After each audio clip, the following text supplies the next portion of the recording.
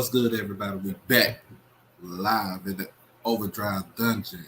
As always, it's your boy Doc Holiday, and we are back with another Saturday Night Live with myself and SheLovesThee. If you haven't done it by now, make sure that you subscribe to both channels. Jacinto, what's going on? Make sure you subscribe to both channels, and also make sure if you want to become an exclusive member, all you have to do is just pay for it. Just go ahead and $4.99. That's it. That's all. But let me see if I get my partner in crime on here.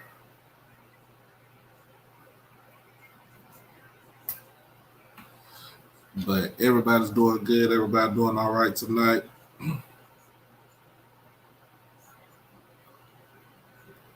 Everybody doing all right. Sonic Boom, what's going on, man? Hey, I'm gonna say it just like this. I got an echo. Okay. Let me. Hello. Yeah, my echo is on.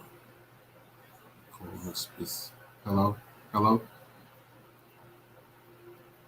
Is that good? Do I still have an echo? I want to make sure I don't have an echo.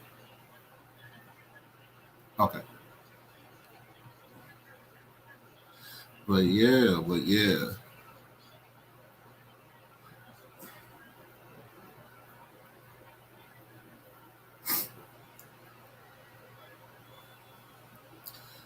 yeah, hey, we good. Okay, Sonic Boom, the Memphis boys, they kind of disappointed me last night. I thought they was going to win. I thought they were going to move to the next round to see them play tomorrow. But guess what? They going back to Memphis to get it out the mud. And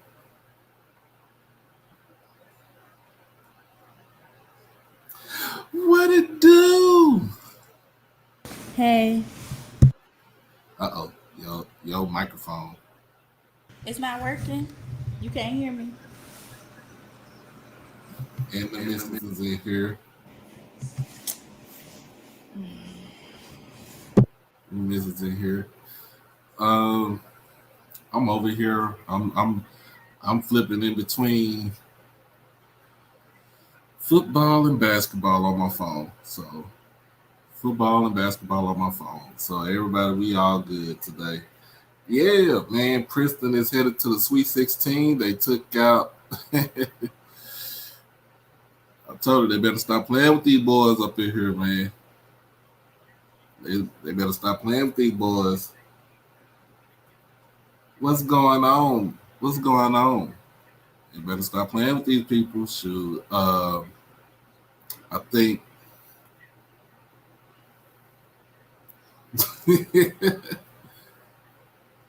you is not a mean girl. Tell them you're not a mean girl. Let's see what's up. Can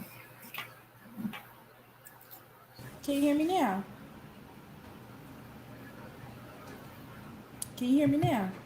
I figured they was giving the game by the rest, but you know, it's all good. It's probably your thing again. I can't hear you. Rank 1, what's going on? Yeah, it's your thing again where you can't hear me but everybody else can hear me. Hey y'all. I'm not mean. How am I mean? Yeah, DJB was good. Not nice. Make sure y'all subscribe to both channels, y'all. Make sure y'all subscribe to both channels. Oh, no, we wonder why I can't hear.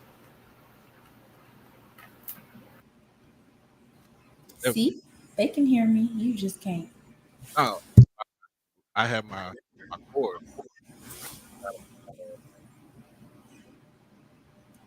My computer. But they can hear me. They can hear me now. Clear. Anyway, what's going on? You got the I'm watching the NCAA tournament. I'm watching. Well, I was hoping Houston would get upset by Auburn, but it looks like they done fought back. H-Town, Texas. I Yeah, I didn't This is the want. only time y'all ever see me do this. um,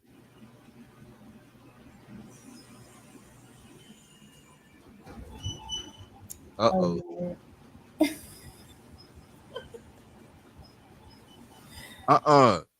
oh, Jacinto, you are you better not be with no child.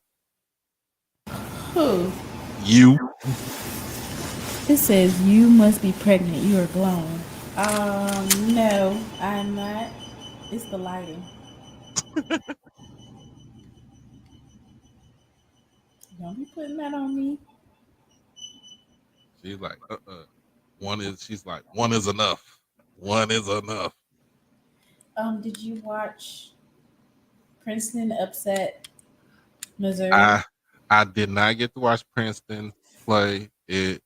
I was stuck in the job. I was at my store. Um, a couple of had so many people come to the store today because it's the end of about to be the end of spring break.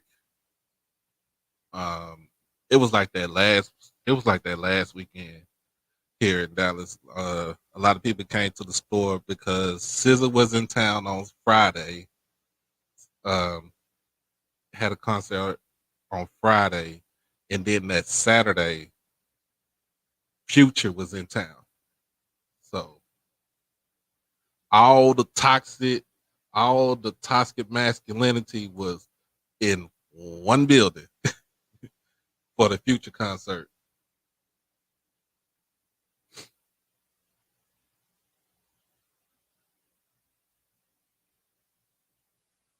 Man, I don't think Kentucky gonna get a cakewalk in. I think they probably get their head busted open by somebody.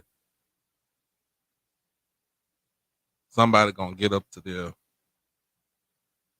But yeah, Houston up by 7 right now. They who's this at the free throw line?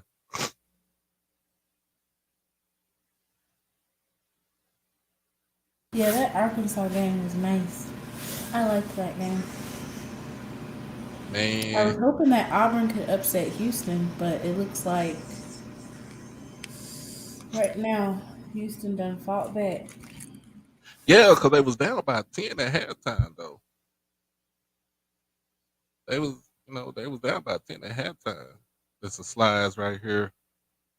Okay, we got That's for later. uh, I compiled a list because you said we were going to talk about spring football. So spring ball. I just, Yeah, we got to get the spring ball in since. then I got to come with my little slide.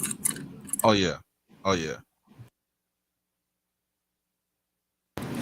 Mr. Haynes, we are not upset about the MEAC. You just be putting on for the MEAC, making it seem like they got all their stuff together, and everybody in the SWAC and the MEAC knows that it ain't But all that it's cracked up to be. I need that parody though. I need that parody. That's the reason why we talk about the MEAC.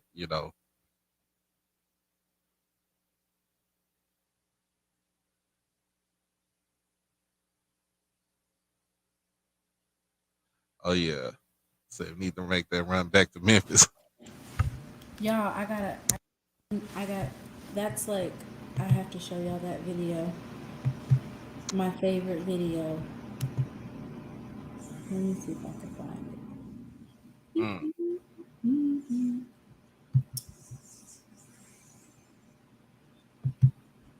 Man, we gonna talk me. We gonna I'm gonna talk MEAC. I'm a whole. I talk about the HBCUs as a whole. UCLA and Northwestern is playing right now. Um, I'm gonna give it up to. I'm gonna give a hand to Coach Dawn Staley and what she said to that Norfolk State team yesterday. uh, that's how you, even if you defeat them like that, you still show some sort of humility. That you still show some sort of respect and gratitude, and let them know like, hey, y'all gonna win. You know what I'm saying? Y'all gonna win. And then the best thing about it is told people, y'all need to stop putting these teams as a 16 seed.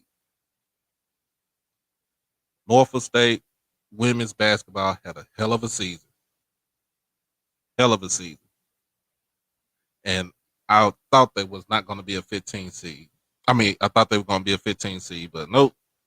They figured, nah, going to make them a 16 seed.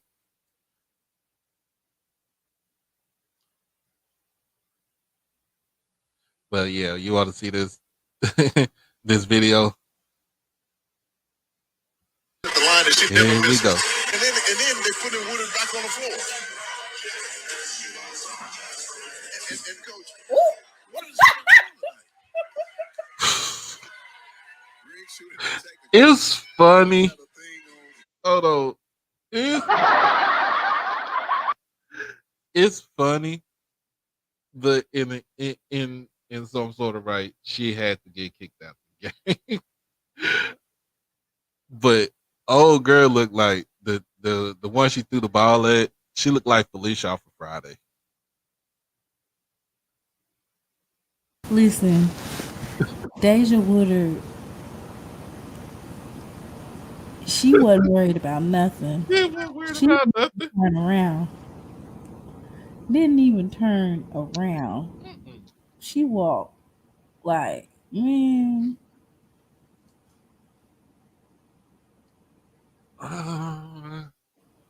That's a good question, Lawrence. Yes, is Norfolk State women's basketball black national champion or another team? That's a good question. Uh, you can Maybe say that's they. why we should have an HBCU post tournament. Ah, so let's get to that first. Let's get to that first topic. So the first topic tonight is, um, which is I'm gonna go with. We're gonna start with this, and then we're gonna segue into what we're talking about now. Um, what's next for HBCUs to make the turning for next year? So, and the reason why I asked that question, uh, what do they need to do to make the turning for next year? I mean, of course, you win your conference tournament, but then also, you want to win your conference outright. So you want to try to do both. You want to do it in the same season. Um, schedule. I mean, it is not saying that we don't schedule no type of team. We don't have a good out of conference schedule. Look, some schools play a harder out of conference schedule, especially on both sides. Let's take for example, I got a Delta Devil in the house. What's up? What's up? So let's take for example, um, Jackson State, Jackson State women, right? They Coach Reed scheduled. She had North Carolina on her schedule, right? She had Mm-hmm. Texas Tech. She who else did she have? Because she had a slew. She had a whole slew Like of Colorado, Texas Tech, mm-hmm, and we beat the Raging Cajuns. Louisiana Lafayette, mm-hmm, Southeast Louisiana, UKMC, Chapel Hill, because I went to that particular game. Played UCLA. right? So just look at that. Just look at that, y'all. She scheduled the way she scheduled for her team was to prepare her team not just for the conference, it was to prepare them for the NCAA tournament. And um she did a hell of a good job with how she scheduled the team this past year. Now the thing about it is our team wasn't the same. It wasn't as I mean, it's mostly everybody that came back, but it wasn't the same team that we had last season. The year before. So my biggest concern as far as how we get into this tournament, how we compete with these teams in this tournament is we go out there and we do the schedule. We play hard. If we win, we win. You know. Um I mean, if Jackson State would have pulled out of the tournament and won, no doubt in my mind that um, we would have been at least a 13 seed. I'll say that with confidence. We'll be a 13 because I don't recall what were we. We was a 14 seed last year. yep. And But we was no down to doubt in my mind the wire with LSU last year. right. So um, I just think towards the end, it was a lot of stuff going on, you know, especially with the exit of Liz. Mm-hmm. Liz said, bump this, I'm going to Florida to go be on the beach with my boyfriend.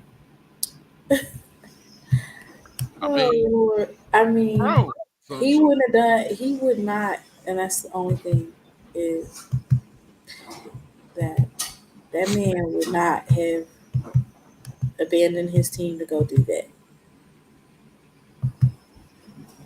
So I feel like she kind of missed the mark on that one. right. You could've just finished.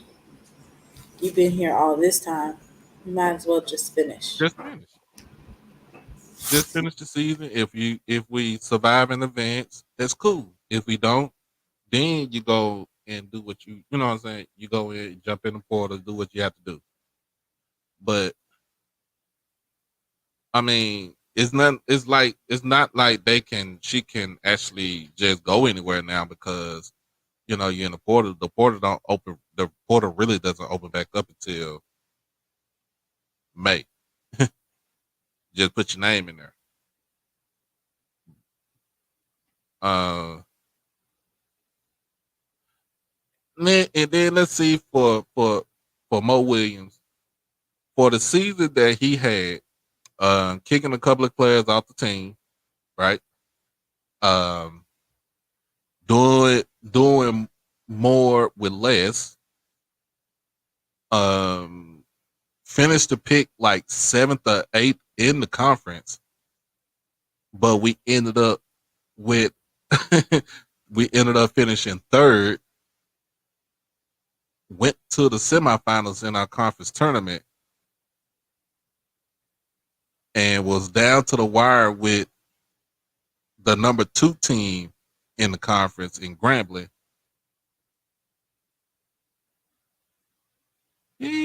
I would say that Coach Mo Williams had a pretty decent season this past year. Now, if Mr. Ford was on the line, he'll tell us Mo gotta go get he gotta go get somebody that's 6'9", 6'10". Y'all go get some Africans. Yeah. But uh but I feel like Coach Mo, he's gonna recruit. First of all, he's gonna recruit Jackson because you wanna lock down your home city and the state. I understand that. He has enough. I'm not going to say he has enough, but he has a lot of Mississippi talent. It's time to branch out now as well. I think that he'll be able to heighten. There's been a little bit of rumors going around that Coach Reed's not gonna be here. I hope that's not true. What's that? And she's might be leaving. Who?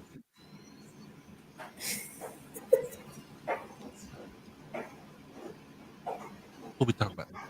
We talking about Coach Reed.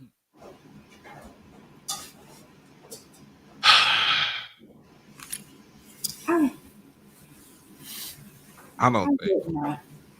I don't think she'll leave out.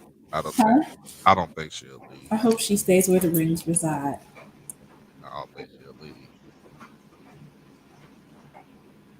Oh Uh, yeah. She's on the beach with her boyfriend. Yeah, it's spring break for this past week was spring break for Jackson State. yeah. They come So back. They come back tomorrow. So so that's where I hope she comes back to school too, because even if you enter in the transfer portal, students, just because you enter in the transfer portal, you still have to be academically eligible in order to transfer anywhere. You just can't say I'm hopping in the portal and then don't show up for class two. Your right. classes are not in the portal. You still have to academically meet a certain criteria. um, I know we talked about this earlier. I know I talked about this earlier in the year. Coppin State, they fired Juan Dixon. He had back-to-back 9-23 seasons. He also has a lawsuit. He's also been named in a lawsuit for uh, the little scandal that they had going on with the assistant and the player. If you haven't seen it, just go, just looking through my library. It's called The Curious Case of Coppin State. So kind of go through there we, I laid out all the groundwork. Even though this lawsuit is pretty much like a year or 2 years old. Um, um, I said that if he did not, if he does not did not get into the tournament, into the NCAA tournament, he was going to be fired. Unfortunately, he got fired. Um,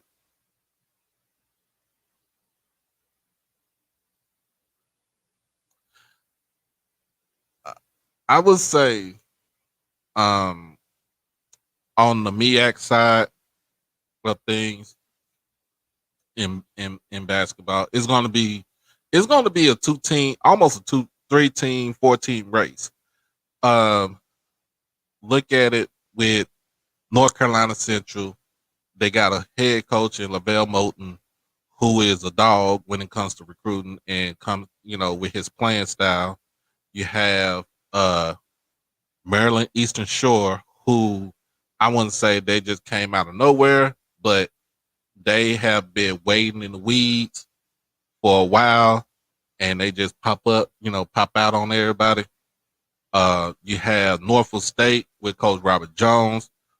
He has the ability to go out there and play the teams that you try to beat, to try to get to get your resume even better. And then you have Howard University with Coach Kenny Blakeney. The way that he runs his system, going up, run up and down the court, pretty much shoot the ball within 7 seconds or less. Um, Having depth on the bench, probably going 13, 14, and sometimes when I seen it on Saturday, the other day, he was going 15 deep. He was going 15 deep. That is your whole bench. that is your starting five, and then 10 other people on the bench. And he had a platoon. So he could mix and match. But and it's true that that the MEAC, they only play 14, conference games, and that's by no mistake, because a lot of schools have been have been dipping out of the conference. What's going on, Bad Talk, HBCU Bad Talk? What's going on?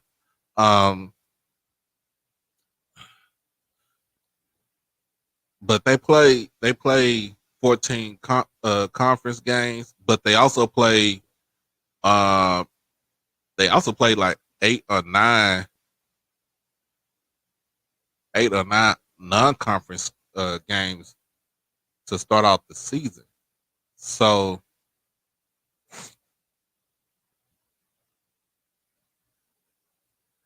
okay, so what get on? I want to ask you this. You said y'all hate so much it's hard to support. Who is, first of all, who is y'all, and what are we hating on? Answer that question for me. Who is y'all? Who hate who, and why is it hard to support? Because anybody can say anything about we hate on each other. We hate so much, so it's hard to support. Why? Yep. Please don't forget to like the stream. And Jahari, like, yes, you're right. Howard was a basketball sleeping giant for a while. It just took them 30 years just to get back to the promised land. But they made it, hung in there with Kansas in the first half, and basically they have something to look forward to. I don't know how many guys that he got is coming back, but I feel like he has a stable of guys, and then what he does in recruiting. Let me see what we got.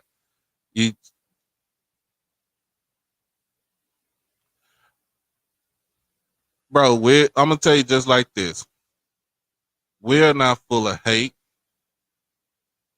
We're not full of hate. Why are we hating on Dion? I can care less about Dion. I have thanked Dion for what he has done for my institution as far as getting us back on the winning, on the winning track, because we were not winning for 7 years. So we've moved on. We're not even talking about Dion, sir. We're not talking about Dion. We're not talking about Siberia, America. Oh Lord, where did this person come from? Cause hold on. Cause I'm gonna tell you just like this. We said thank you.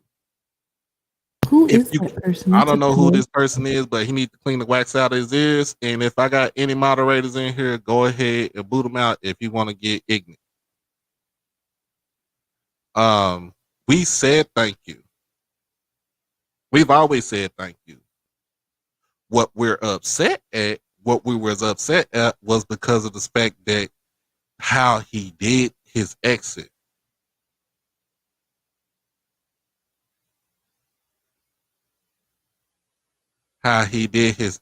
We not worried about him. We talking about basketball. We're talking about basketball. He got a whole program to worry about in Colorado, in Boulder. We're talking about basketball, what is good for us, and what can we improve. I'm not worried about him. I don't even know how that we even got on that. We're talking about MEAC and SWAC basketball.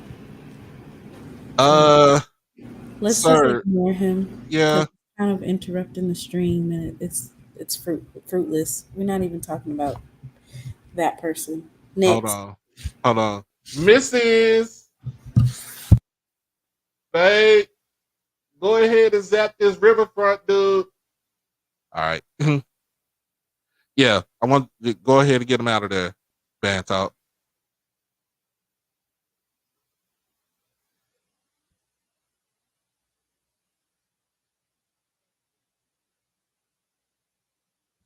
Hold on now. Before y'all let him out,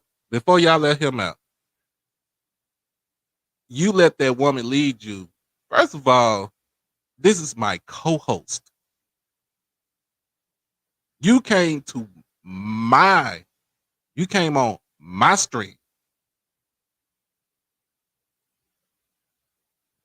Yep, Miss Rawls, that's exactly why you saw that.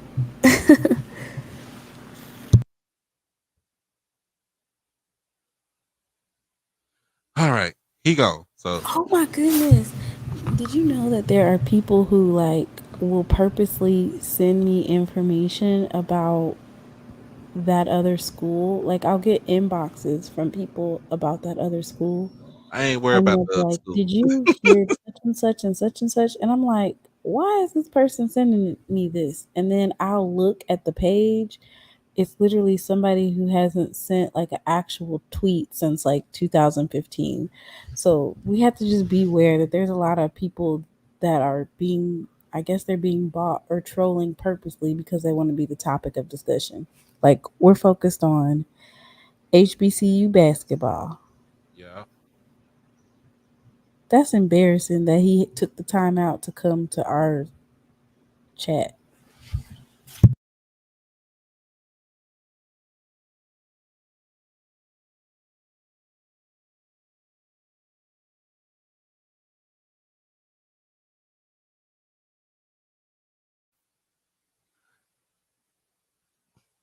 Man, y'all got the missus out here. She on her phone. Who this person? Who this person? She about to go. She about to go get her gun.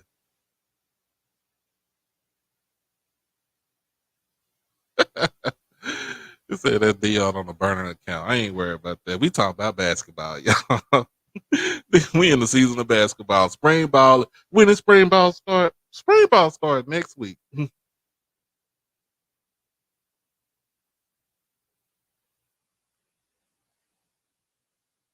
Talking about we didn't say thank you to Are them. we still talking about the did we start talking about why we should start our own, or are we still on just talking about just the teams and themselves?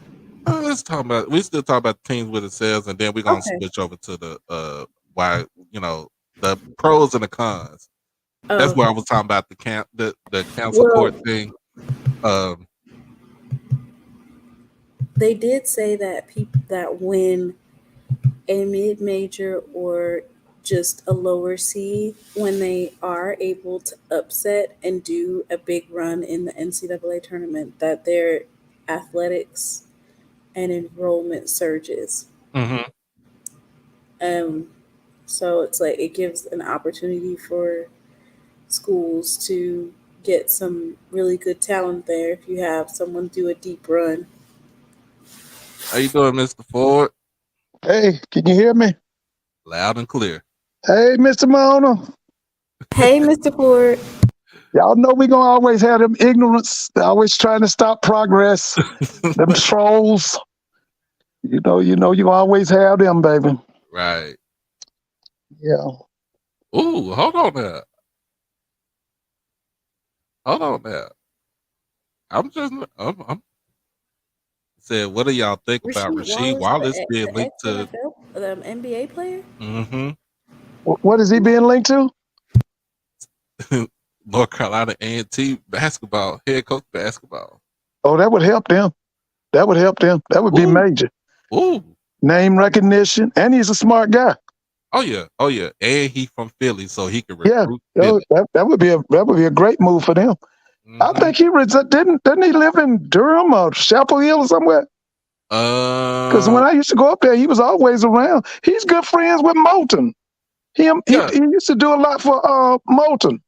he went to UNC, so he was Right. in Chapel Hills, and then All of the basketball players from North Carolina A&T have been entering the transfer portal. Oh, for real? Duncan Powell, he entering either yesterday Well, or today. I'm gonna see about that because I read about that earlier.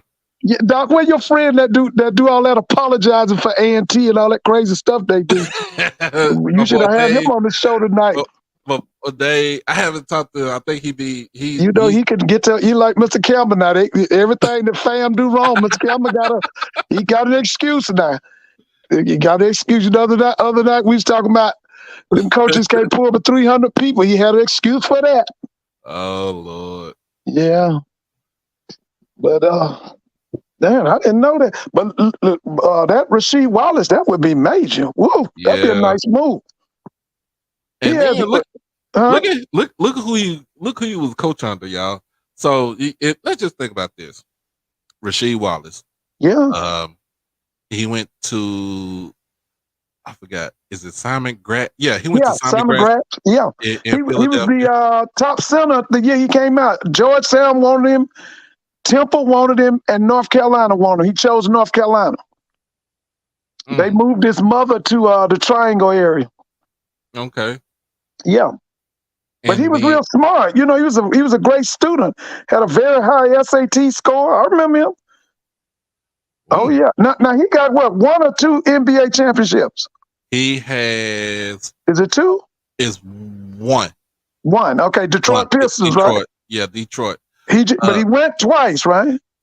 They went twice. Lakers and San Antonio. San Antonio. Yep. Yeah. Oh, he got pedigree. It went to Simon Gratz from out of Philly. Yeah. North Philly. And then he went down to Chapel Hill. So he was coached by Dean Smith. Yeah. He was coached by Dean Smith. He gets into the league. You know, he bounced from the league. He went to Washington. I forgot. He came to the Hawks for 1 day. He went to the Hawks for 1 day. 1 day, and they traded him to Detroit.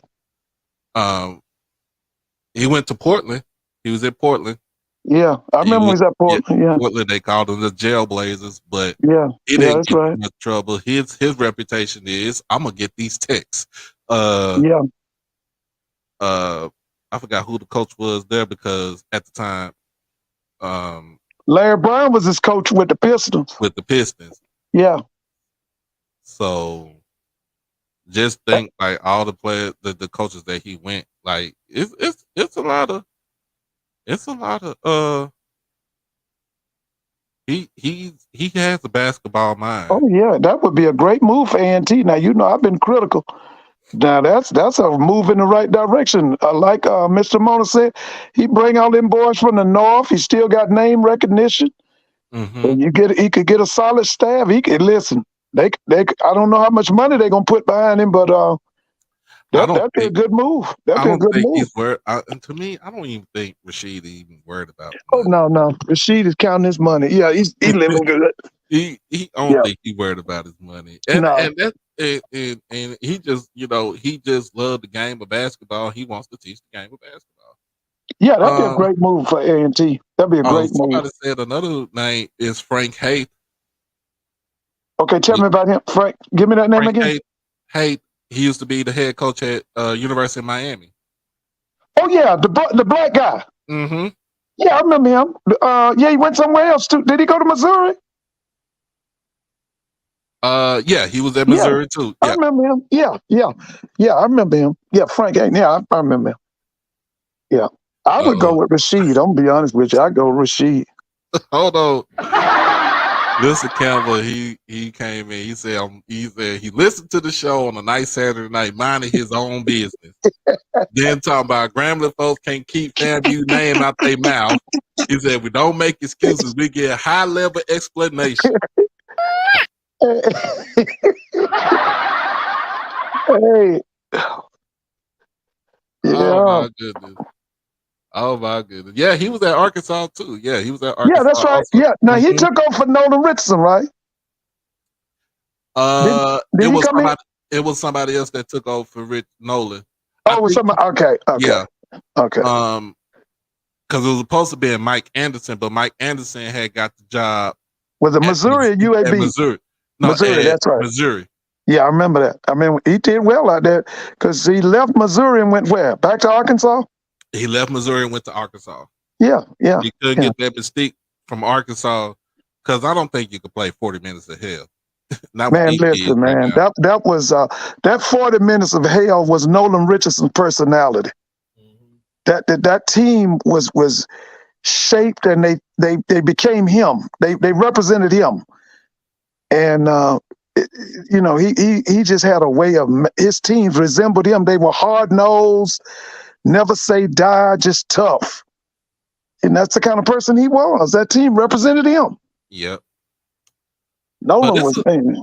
But it's a lot of coaches, man. It's a lot of people that can come into the HBCU family and become good head Hey, coaches. Mr. Kelmer, y'all need to listen, if that ain't true, how about Rasheed Wallace at FAMU? How about Rasheed Wallace at FAMU? You pulled that, Tamon, you pulled that article up from HBCU Game Day, right? As far as what it said, Yeah, and then I took it off. oh. Hey, Mr. Mona, do you have that slide where you showed us one night the average attendance for all the SWAC schools? Do you have that? Is that for football or for basketball? For basketball. You not want to see FAMU's average attendance. You know that's what, because I don't believe it's 300. In the most beautiful arena in HBCU basketball. Did they call it the Al Lawson Center? Isn't that right, Mr. Campbell? Yeah. And they was, at one time they were talking about putting on the back of the Al Lawson Center, they was going to put skyboxes so you could watch the game from the back of the gym. You could watch the football games it was going to be beautiful. That was when they had that A.D. Overton. He left and went to Kennesaw State. But they had some plans one time. I saw the blueprint. That thing was going to be beautiful, Doc. I got a question. I know it's not HBCU. What you think about Kansas going down today? Wait a minute. Yeah, that was Arkansas. Well, like that coach said at Arkansas, he said, we can beat anybody, but we can lose to anybody. Now, I watched a lot of that game. I didn't watch the whole game, but Arkansas was on. They was on today. Okay. And they got, and then one thing, and both of them got that. I was about to say Arkansas got a super following, but so does Kansas, because Kansas is really one of the top 5 programs historically. When you talk about basketball, you got to talk about Kentucky, you got to talk about North Carolina, you got to talk about Kansas, because the guy who created the game of basketball at one time, he was a professor at Kansas. Dr. James Naismith, he taught at Kansas. And then Duke losing to I thought Tennessee was just tougher and more mature. I watched that game too. I thought Tennessee was just, like I told you, man, Rick Barnes don't get no credit, man. I'm going to be honest with you, man. That cat don't get no credit, man. Rick Barnes got a serious program. He showed it today. I thought that them guys on Duke, they got super freshman talent, but they're not, they're not battle hardened. They're not scarred. Them guys at Tennessee was hard. They were stronger. They were, they were hardened mentally. Yeah, to me, that game was theirs from the beginning. Okay. Yeah. So that leaves 2 number 1s in there left. That's left. You got, who is that? Nope, just one. No. So Purdue lost. Yeah, Purdue lost.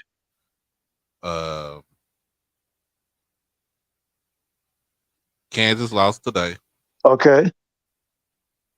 You still have UCLA wasn't no number 1, was it? No, UCLA is the number 2 seed. Okay. Alabama. Okay, they play tonight, right? They get ready to play now. And then Houston. Yeah. There you go. Well, that's why I got on. I finished watching the Houston game. I'm a Kelvin Sampson fan. Yeah. I've always I remember when Kelvin was at Oklahoma, and he left Oklahoma and went to Indiana. It was a disaster up there.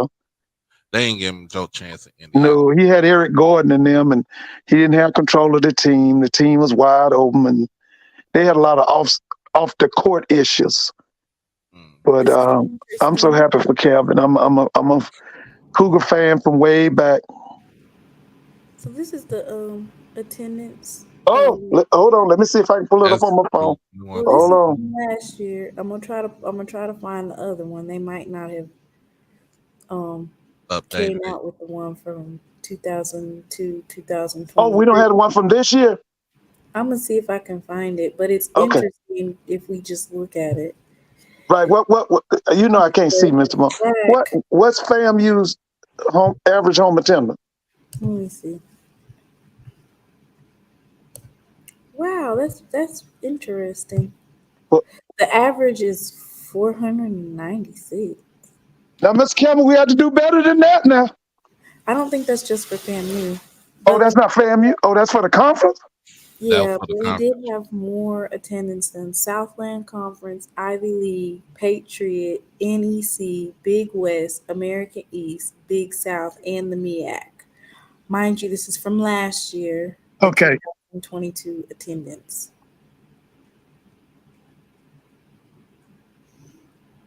Which for the MEAC, how many teams do they have in basketball? They have 8, right? They got 8. 8, yeah. Okay.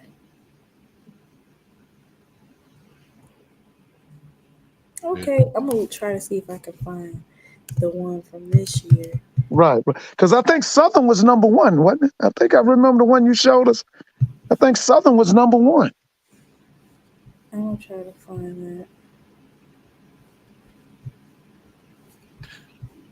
That's a good thing right there. That's a good point. What was Conference that? tournaments in general struggled this year. They did. Oh, it's going to get, listen. With these banks folding up, it's going to be worse than it. Listen, y'all. You know, Doc, I don't know if you remember, I don't know if it was last summer, 2 summers ago, I told everybody, I said, this economy is getting ready to tank.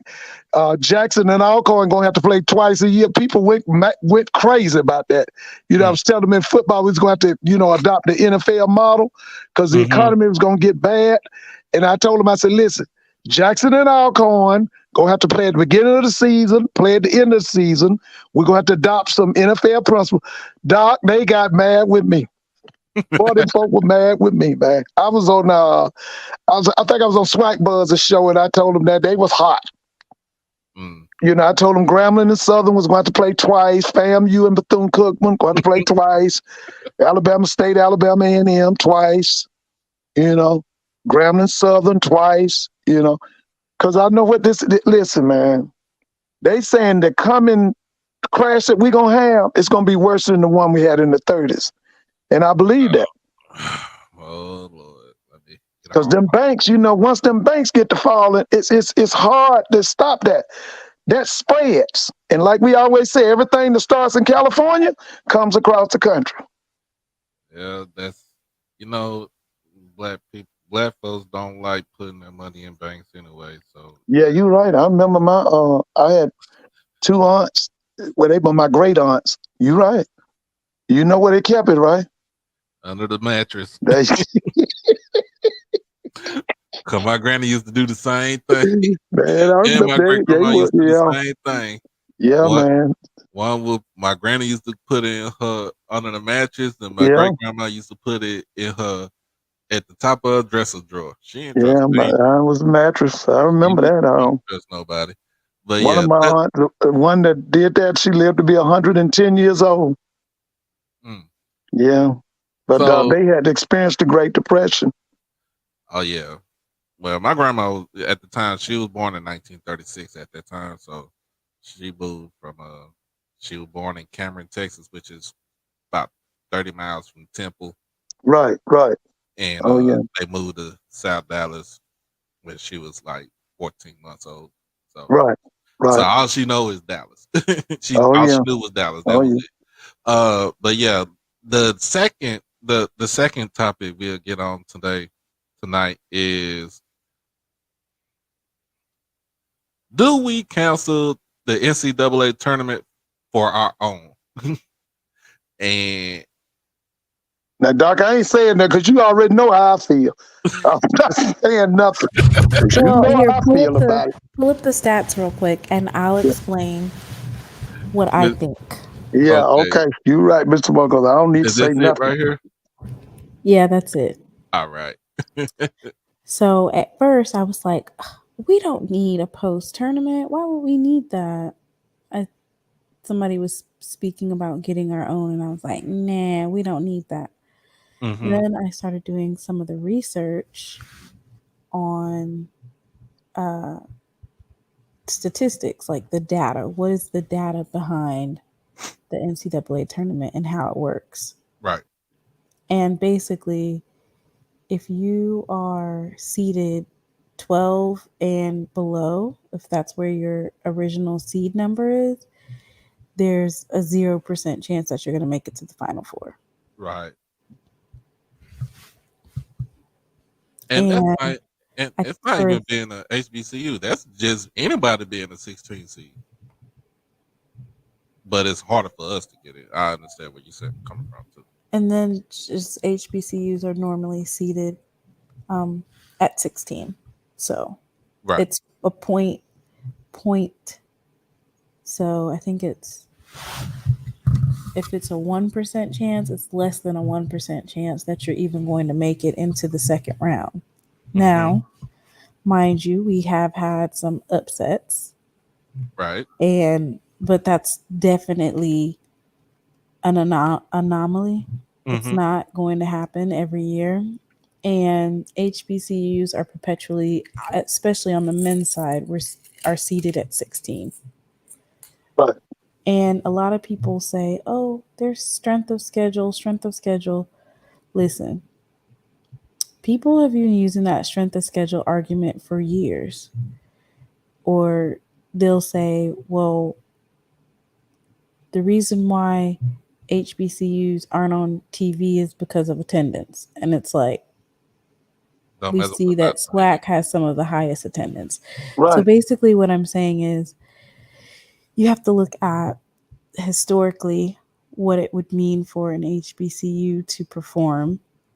So the odds are already stacked against you. And that's not even just HBCUs, mid majors too. And so then they also introduce a play-in game. Good And Lord. which technically the playing game is the actual first round. But they don't imagine having to play the number one seed. Or the number And or you have to go against the number one seed, and you right. have to do a play-in game. Well, you know, Like when you Texas Southern, they weren't.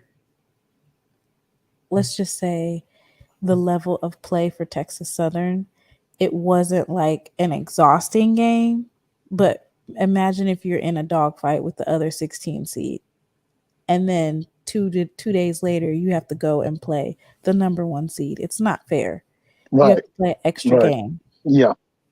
It's not fair, especially since everybody has to play every 2 to 3 days. You're playing a game. and here's the thing though, I just and don't this is the think thing. playing games are fair. Period. Like that's not fair. Well, here's the thing though. You know, when they first of all they made the first four to generate more money because But I you don't think they're play. making that too. They're not making $2 million. It's not even about making the $2 million. It's just saying It that is for the smaller schools. it's for the smaller schools. But what I'm saying is that it was to generate more money into the tournament. So you utilize what they did was they win it. It was the first four. So basically it was just 2 games for the first four. And they was all on the same day. What happened is they decided, okay, well we're gonna have this play-in game, and we're gonna have it at a neutral site, which they have been having it every year for the last 10, 12 years.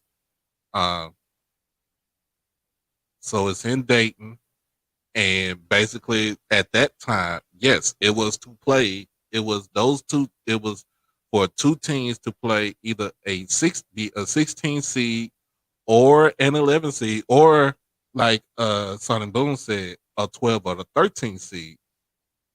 It was a way for smaller schools and especially HBCUs to actually get a win under their belt in the tournament.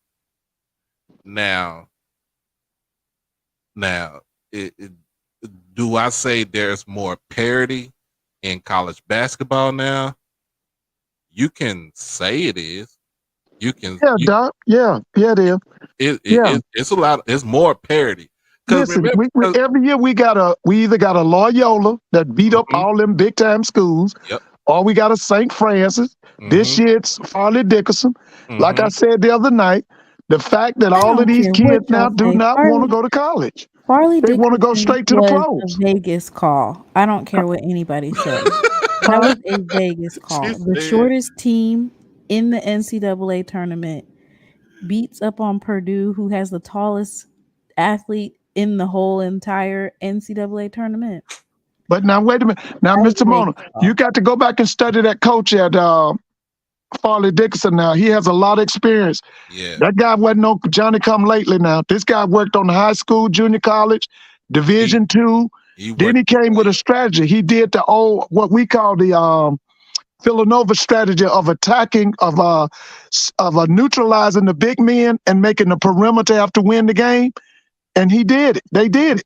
You know who used. You know. Purdue always. I think Purdue has been upset 3 other times by like a 12 Yeah. seed, a 13 Yeah. seed. Now listen, Like they Mr. Mona, that coach is probably gonna get another job. If not this year, next year. Like I heard you talking about Miss Reed. I'm surprised y'all have kept Miss Reed this long. I'm gonna be honest with you. Because I watched her last year, especially in that LSU game. I wanted to see her, her program in action. I was very impressed. And I thought some big time school was going to go after her last year, but she was, we were blessed to have her back. But I'm not surprised if somebody takes her away now. I'm going to be honest with you. They had rumors that Mississippi State or Ole Miss was going after her. One of those teams. I can believe it. Shoot, Ole Miss is still in the tournament, so I don't even think they even going after nobody right now. The girls? Yeah. Oh, okay. Okay. I don't even think they're going after nobody right now. And Mississippi State is a damn powerhouse. Yeah, Mississippi State is a powerhouse. Yeah, they are. They the one had that Vic Schaefer. Was that where Vic Schaefer? Yeah, Vic Schaefer was that. Yeah, that guy was really good, man. So, in a sense, when you think about it, like look at this. You had 4 16 seeds and then 4 11 seeds. Out of those 4 16 seeds, is only one that beat a number 1 team that's in the bracket this season. That's Fairleigh Dickinson, right? Now, like I said, when I'm saying there's more parity, there is more parity in college basketball right now. Because just think about University of Houston played. Who they played for their first game in the tournament? It was forgot it was the 16 seed. I can't even remember. I remember. But the thing is, they gave them they was giving them a run for their money. So it's not like there's not any parity. Like we're not given a fair chance. It's the fact that you got to understand it's a game of runs. Yeah. It's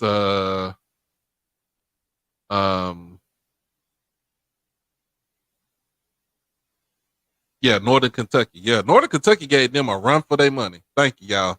I was looking on my phone, y'all. Northern Kentucky gave U of H a run for their money all the way up until probably like 6 minutes left in the game.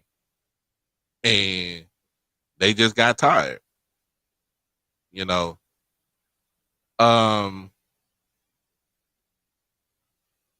But if and just think too, like Howard didn't have to play. I mean, Howard didn't play in the playing game. They went up against a number 1 seed in Kansas. Had them early in the first half. Like they played well in the first half. It was that second half where, the second half, I felt like they got away from what they were doing to hang with them in the first half. Right. So it was a, you know, you gotta understand, this is a tale of halves, it's a tale of runs. If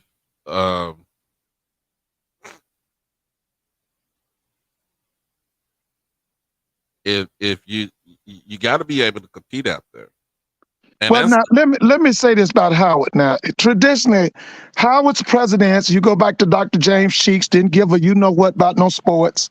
They have one named Sweekert or Seekert. He was a lawyer. He didn't care nothing about sports.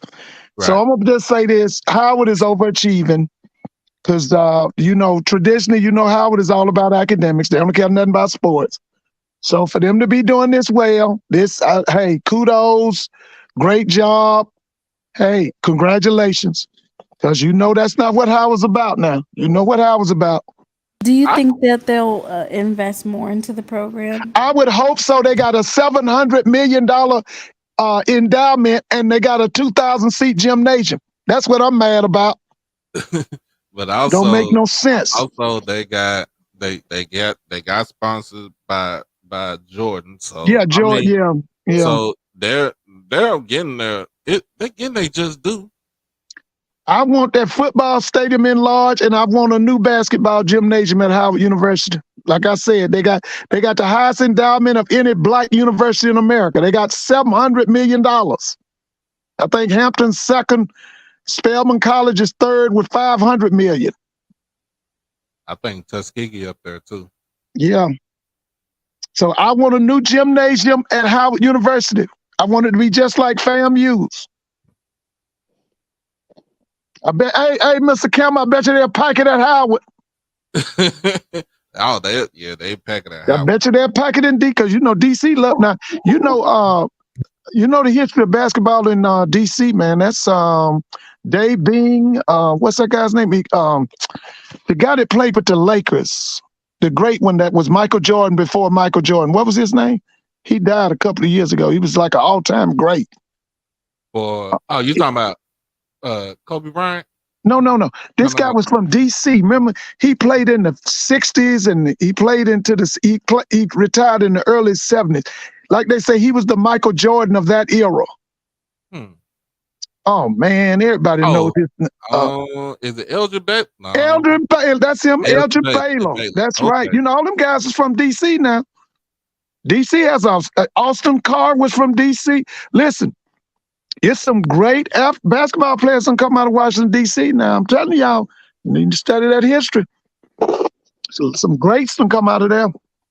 Yeah, Elgin Baylor. Elgin Baylor, that's him. What school he went to? He went to you. No, he went to, was it Seattle? Okay, yeah. Because back then, you know, the black players, they wouldn't let them play in the South, so you had to go out west, so you had to go to the Midwest. Oh, okay. You could go to the Big Ten, or you could go out on the West Coast. I think he went to a junior college and then he played for Seattle. Okay. I don't know if he played in, you know, the Lakers used to be the Minneapolis Lakers. Right. And then they moved from Minneapolis when they had George Mike and them. They moved to L.A. And the star in L.A., you remember, was Jerry West. Yep. And then eventually it came Elgin Baylor, and then Wilt Chamberlain came. So, Adrian Dantley. Whoa, that's right, man. Adrian, that's right. Kevin Durant. Yeah.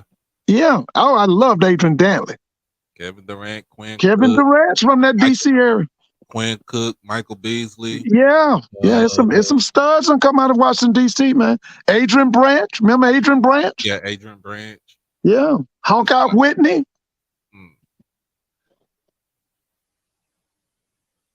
Right now, Maryland is up by 7 on Alabama. They started.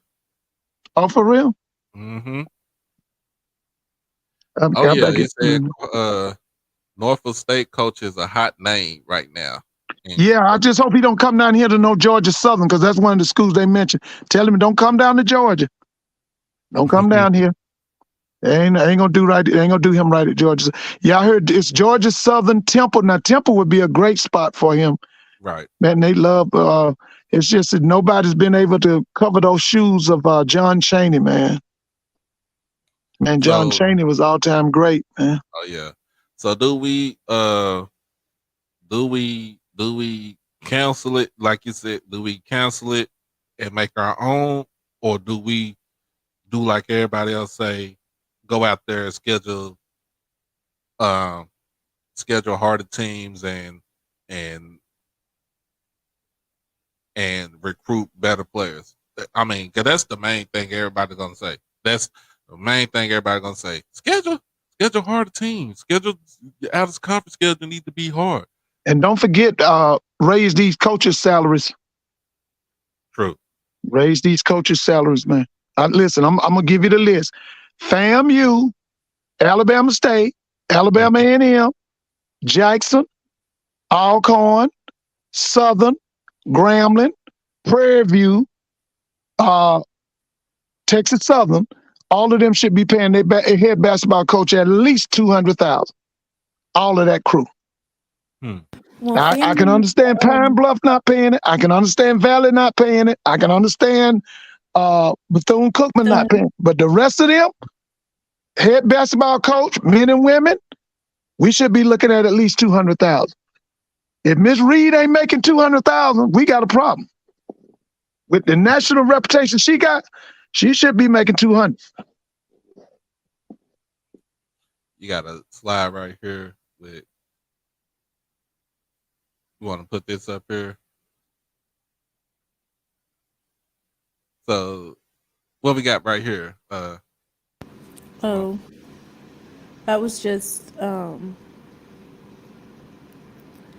Coach Reed advocating and saying that she is a part of the net rankings for the top 100. She was trying to go to the actual NCAA tournament. So she's at the tournament now? No, she was she didn't at first, like after she lost to okay, yeah. She was still trying to advocate. One mid-major that got into the NCAA tournament as an at-large bid. She only lost one regular season game, right? Yep. In the conference. That should be a no-brainer. You know what? That's why I told you that. Y'all know how I feel about it. I'm not saying nothing. Yeah, so I think that having we already talked about it previously about having a postseason HBCU tournament. Mm-hmm. And people are like, but how would they fill up the stands? They're not even filling up the stands now. Yeah, but Sonny Boom already said that it was a hard sell. It was hard to fill up the stands at the major 5 conference tournaments.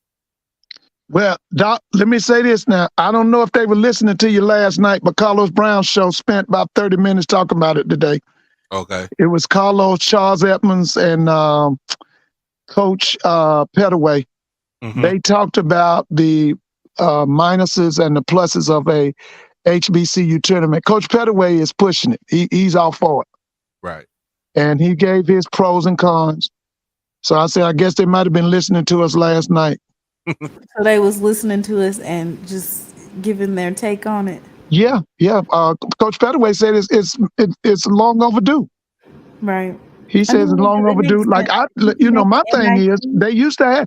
Not only did we have a HBCU tournament, we had a national black high school tournament.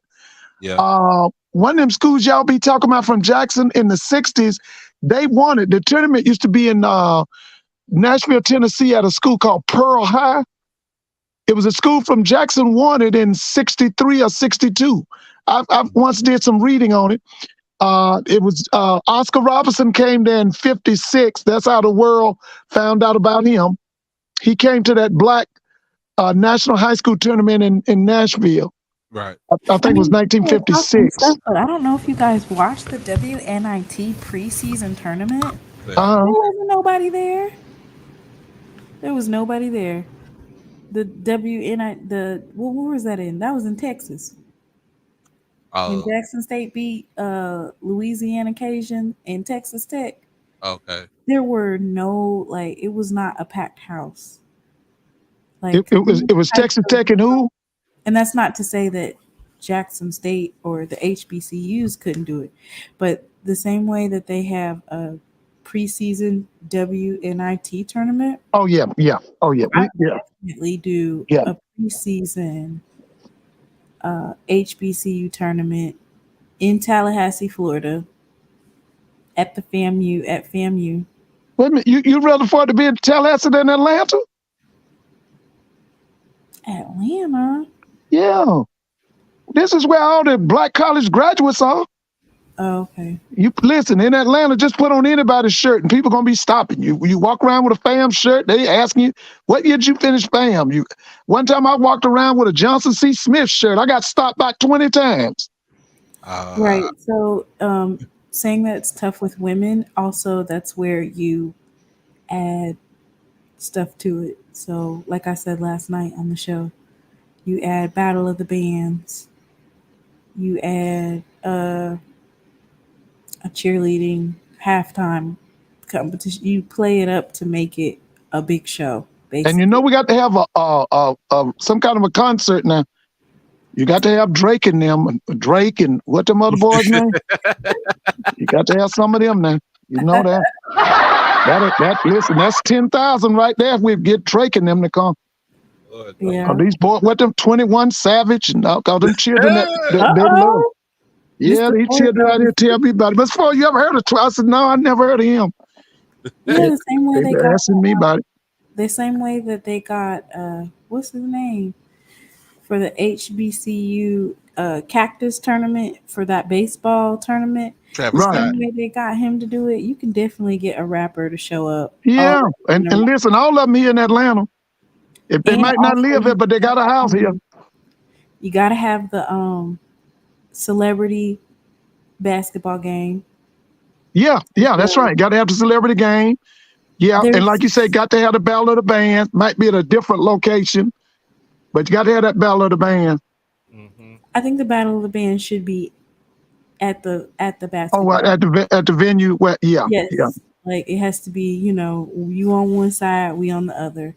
That's like, it's just it. Like that's the HBCU culture. But what I'm saying is, you play it up so that it's a whole live event, and that's how you get the crowd going. And then of course you have sponsors. Yeah. Now, Mr. Mona, you just to show you how things have changed. See, when I was in college, you know what they always wanted to have? Everything they always wanted a fashion show. One of the big pullers here in Atlanta back in the 70s was that, used to be the Ebony Fashion Show. That was a big thing. I mean, it would be 10,000 people would show up for that. Now, nobody don't care nothing about fashions no more. Have y'all noticed that? Don't nobody care nothing about fashions. Mm. We used to always have a big fashion show. Bronner's brothers. Yeah, that's it. That's them. Yeah. One's a big time, well, 2 or 3 of them are big time ministers. Their daddy was a multimillionaire. He was like a male Madam CJ Walker. He was in the hair care. He used to have, I think they still have all of the beauticians meet here at the Bronner Brothers hair care show for 4 or 5 days. That's real big here in Atlanta. That's a big thing. Okay. But yeah, that's basically what I'm saying is you definitely can mix the, 8 teams on the men's side, 8 teams on the women, or is it going to be 6 and 6? As far as like if you you mean for the tournament? Right. Yeah, that sounds about right. That's about what 4. That's okay. If you got 8 teams, that's 4 days of games with Saturday being the finals, Friday being the semifinals. So you would start that tournament about what, Tuesday or Wednesday? Wednesday. Yeah, that would be good. Starting it in the middle of the week. Who's coming in the middle? Y'all must be having evening games. I don't know why people do that. Why you can't start on Thursday, end on Sunday? Well, because you know what, you got a point there. Because now, you remember when the SWAC used to end on Sunday? Y'all remember that, Doc? Yeah, the SWAC used to end on Sunday. Yeah, that was a big thing. Remember, that's when the SWAC would send all the teams, all schools to the tournament. Yeah, they would end on a Sunday. Because I know when I was at Grambling, it would end on a Sunday. Mm-hmm. And it'll end on the game would start at like a 1, like a 12 right. or 1, One, yeah, because they try to make sure that whoever won, they are in place at the, especially it game you was at the hotel. At the hotel to where they be select, they'll be on so they could get selected for wherever seed that they get at whatever location they're going to. yeah, yeah, So yeah. Right. Just get all of these people involved, like UNCF. Um, you can get Bay Good because they just went to Jackson State. It's like Beyonce's nonprofit. Get her involved. There's a lot of people that um, just on the women's side and the men's side you can get involved that will show up. They live in Atlanta, so it's not like they're um, Yeah, you're right. outside of their realm. You get Chloe Bailey to sing the national anthem. Well, Just now do let me ask you, Mr. Moon. So we talking 2 teams from the SWAC, excuse me, 2 teams from the SWAC, 2 teams from the MEAC, 2 teams from the SIC, 2 teams from the CIAA. CIAA. Now, what about them schools like Tougaloo, Langston? How many we get from them? What are they? Are they gonna be Xavier, like or if you're gonna set that up, is it gonna be like a at large bid HBCU so that North Carolina A&T can and and like Tennessee State? Yeah. State. So we would have to increase from 8 then. So we'd I have to will go go 10. with, I will go with I'll go with 12. 12 men, 12 women, right? Mm-hmm. that's a lot. But that's a lot of But money. if you're gonna listen, you're saying HBC, you can't leave out them schools like Tougaloo, who's to me from what I'm hearing, they got a great program. You can't leave out the Xavier, the Dillards, the what's that school, Talladega or Talladega. Talladega. You want to leave out that Langston and what about them schools out there in Texas, Doc? You know them schools, them Paul small schools Quinn. you be talking about. Paul Quinn. Yeah, Paul Quinn and that crew. They would get at large bid based off of their overall wins. How would you seed them? Are you guys doing But strength now of schedule with them schools like HBCU? Tougaloo, don't they be having like 21-1 records and all that? They went 32-2 this year. You got to have them. They probably win the whole thing. They Got to have them. They went 32-2 this past season. Yeah. What kind of team did Xavier and Dillard have this year? I didn't even see. I had to look.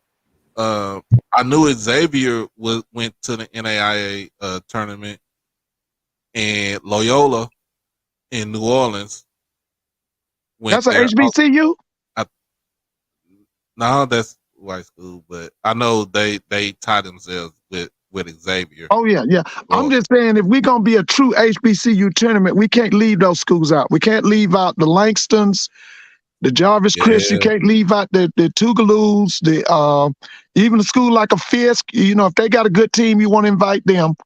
We want it to be a comprehensive HBCU tournament where our schools are represented. But we don't want this scrubs now. We want only the best. And then they keep saying, like, can you do that postseason? Like, they created the NIT and the WNIT. Right. Then they created the CBI. But you got to realize the NIT was the first. Yeah, New York, premier, Madison Square Garden. Yeah, they was the first tournament before you even seen anything. Yeah, it was the only tournament that would allow blacks. Remember, they had a big scandal. The school was called City College of New York. They won it 2 or 3 years in a row. They was playing black boys, and then they found out they were point shaving. Oh yeah, that was in the 50s, I think. Was that Mr. Campbell? Was that the early 50s? I think it was the 50s. Yeah, they would only they see, the NCAA didn't allow blacks. The NIT did, because it was in New York. It was at Madison Square Garden.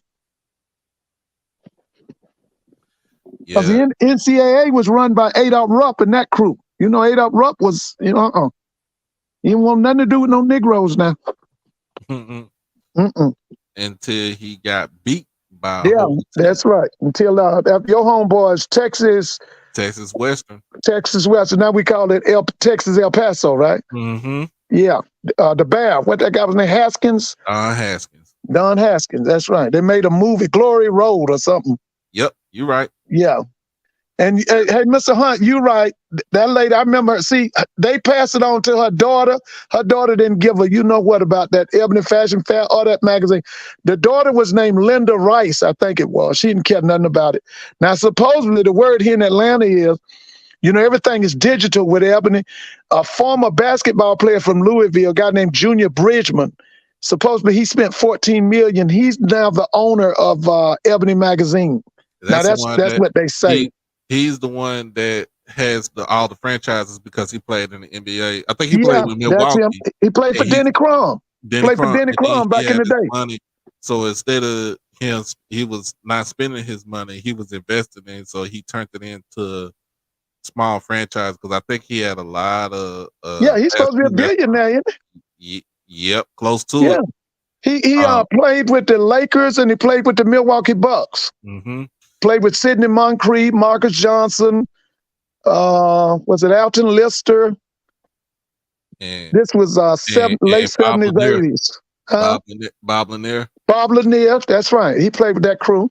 They never could get by the Celtics. Remember, the Celtics had Larry Bird and that Robert Parrish, Cedric Maxwell, that crew. They could never get past them. Yeah, I was about to say, Kentucky didn't want nothing to do with no black people. No. I remember that in my lifetime. With 5 black starters. Yeah. It was Timona. It was Coach Haskins had a big heart. He told them that they was going to prove a point. He had 5. His starting 5 was black. Yeah. He only had two black people come off the bench. And listen, them kids came from everywhere on that Texas El Paso team. Them boys was from New York and where them guys was from? Yeah. Them guys from everywhere. Bobby Joe Hill was from Detroit. Cager was from I think he was from Indiana, from Gary, Indiana. Yeah. David Ladden was from Houston. Right. That was the center, right? That was the center. And the other kids was from New York. Right. That's what I thought. Because now Nolan Richardson, isn't that his school? Yep. Yeah, that's what I thought. Yep. He played under Barrett. He played under Don. What about Nate Archibald? Nate Archibald. Is Nate Archibald from UTEP? Or what about that boy Hardaway? Was Hardaway from UTEP? Yeah, Tim Hardaway went to UTEP. Tim Hardaway, yeah. Mm-hmm. But to get back to, I think that I like the idea. Like you said, 2 from the SWAC, 2 from the MEAC, 2 from the others. Now, you know what? We puzzle it because they're the bigger conference. We could get maybe 2 or 3 from the MEAC, 2 or 3 from the SWAC because they're the bigger conferences. And you kind of like, kind of be like the NCAA. We kind of favor the bigger schools, maybe get them. Yeah. You might could get them 4 Bs. You never know. I got my boy Craig Hall up in here. He represents Texas Southern all the way to the fullest. Oh, he one of them Tigers. He a third ward Tiger. Third ward. That's not. Is he Yates and what is it? Madison Yates and what's them two big what's black your high high school, Craig? Because it's Yates over right by TSU and U of H. Madison is over at that guy that's the big Hiram Clark. What's the guy named that's the big media guy? He used to be on TV. He got his own thing now. He does some SWAC stuff. What's his name? He went to Texas A&M. He's an alpha. Oh. Roland Martin. Roland from one of them schools, isn't he? Roland Martin went to Yates. He went to Yates. That's what I thought. Oh yeah. Craig said he went to Jack Yates. Yeah, Yates. There's a lot of people came from Yates. Isaiah Washington. I went to when I was at Grambling, we went out to a game. They had about 50,000 people at the Houston Astrodome for Yates and Madison, wasn't it? With football? Yeah. Yeah. Yeah. It's like that. One of the biggest high school games I've ever seen in my life. Because Houston Madison over in Hiram Clark. That's the neighborhood from Vince Young. Right. Vince Young. Yeah. Vince Young. Yeah, I would actually like that. Oh yeah, I would love I, it, man. Like I say, right here in Atlanta, Mr. Mona, you would be the chairperson, to set the thing up. But Yes, you got to I talk can with Miss share. Miss I can Kathy Hughes. You got to talk with what's his name? The guy that's the big time director here. What's his name? You know what I'm talking about. which He one? owns all them TV shows. Is What's it his going to name? be HBCU Go? No, the Talking guy that's here in Atlanta. Tyler Perry.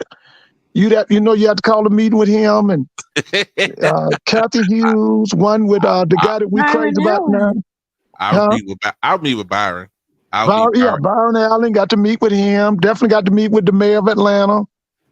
Yeah, Do you think just a little plan, a HBCU little Go? organization. We can do it. We can do it. You think HBCU Go would be If doing? you talk to him, Mr. Mona, he'll do it. You can get him to do anything. Oh yeah. That's a good look. Yeah, You gotta yeah. get Get these him to dedicated players to donate too. and we ain't letting nobody in the SWAC fix the brackets because they don't know how to do the brackets. We ain't letting them do the brackets. On the bracket. We got to do the brackets right. You Ain't gotta do the nobody gonna play no game, no girl. Don't make me mad with that. But anyway, we would have our semifinal games on Friday. No boys game before 7:00. 2 semifinal girls games before the boys game. 2 semifinal boys games that night. I don't want no mess. Because them brackets over there in Birmingham this year was awful. It was terrible. All right, so let's move on to this next topic. Spring ball. Spring ball is coming up.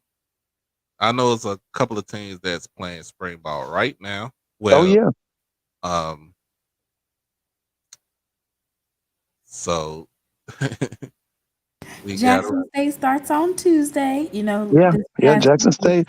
I know Alabama State is they brought in 4 new coaches. They took the defense coordinator from Prairie View. He's now at Alabama State. Ooh. They got 4 new coaches. They got the former coach at Bethune-Cookman. He's now at Alabama State. They took one of the most successful high school coaches in Alabama. He's on the staff. He's the passing game coordinator, quarterback coach. So they doing some things at Alabama State. They're in, FAM is in spring. From what I'm hearing, looking real good down there. I don't know who else is in. Is there anybody else in what is Alcorn in spring? Yeah, they in spring, aren't they? The only ones that I could find is I found Alabama A&M spring practice. That's right, Alabama A&M. That's right. Which they already had started practicing, so they're they are. That's right. And white game is on April 8th. Oh, Craig said the gray and maroon game for Texas Southern is this Saturday. For real?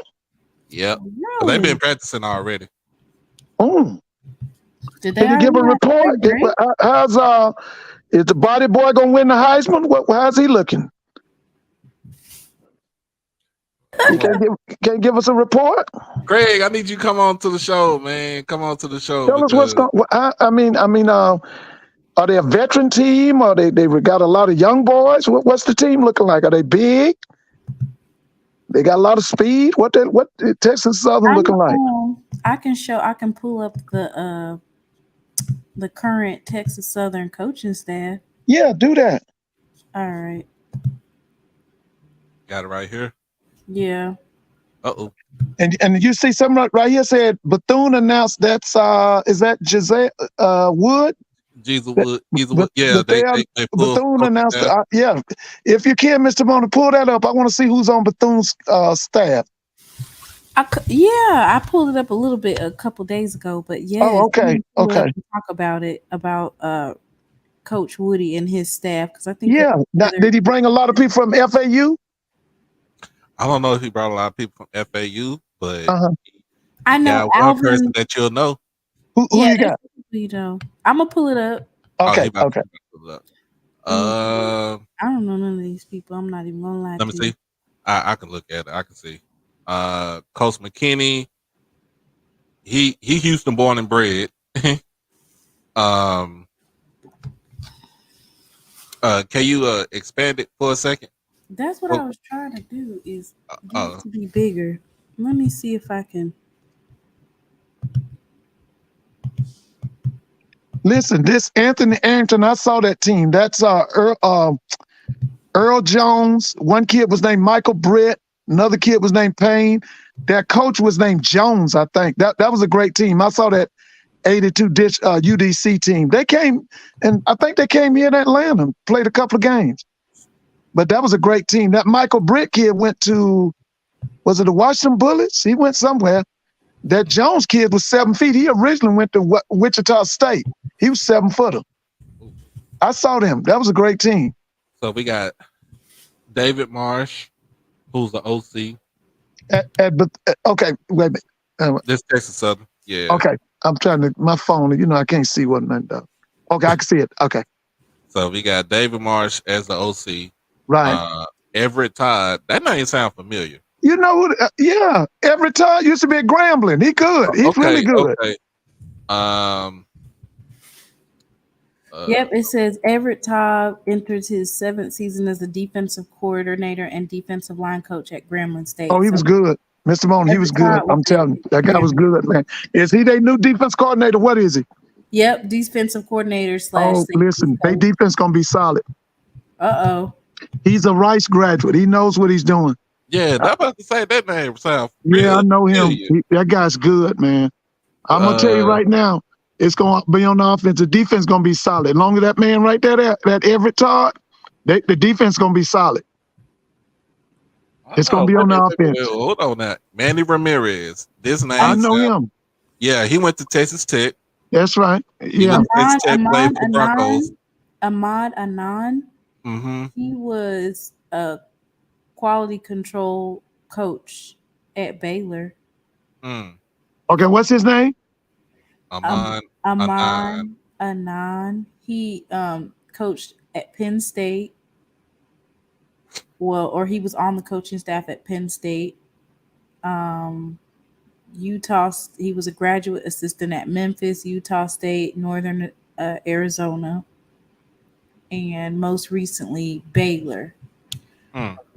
So that's the special teams coordinator. Oh, he was. Well, let me say this, y'all. I'm already impressed because he got Everett Todd. I'm already impressed. Go down a little bit more. That man Ramirez, he'll help with that offensive line too, because they had problems with the offensive line last season. Yeah, he says a run game coordinator, offensive line, Manny Ramirez. Mm-hmm. Darren Garrigan, that's the cornerbacks coach right there. He has a solid. You know that. Do you know that Manny Ramirez played in? He played in the NFL. Yeah, he played for the Denver Broncos. He had a 9-year NFL career.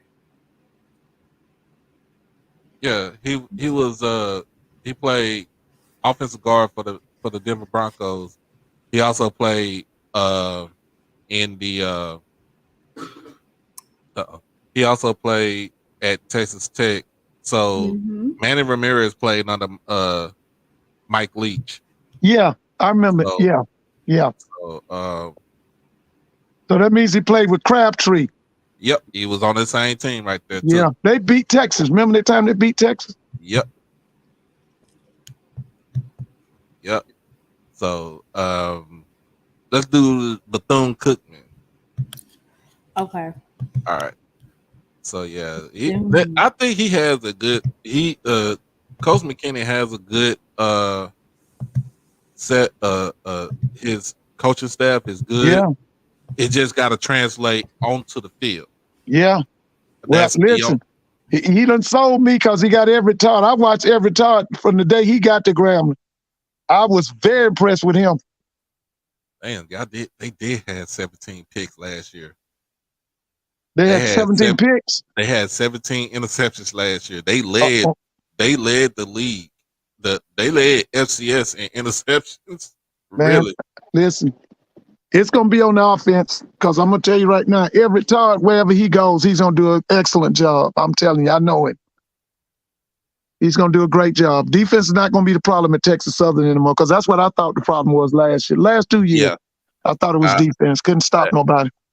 I said the fact that because they played that whatever that stack, that 33 stack defense, it was like, oh my, I can't see how y'all play out of that.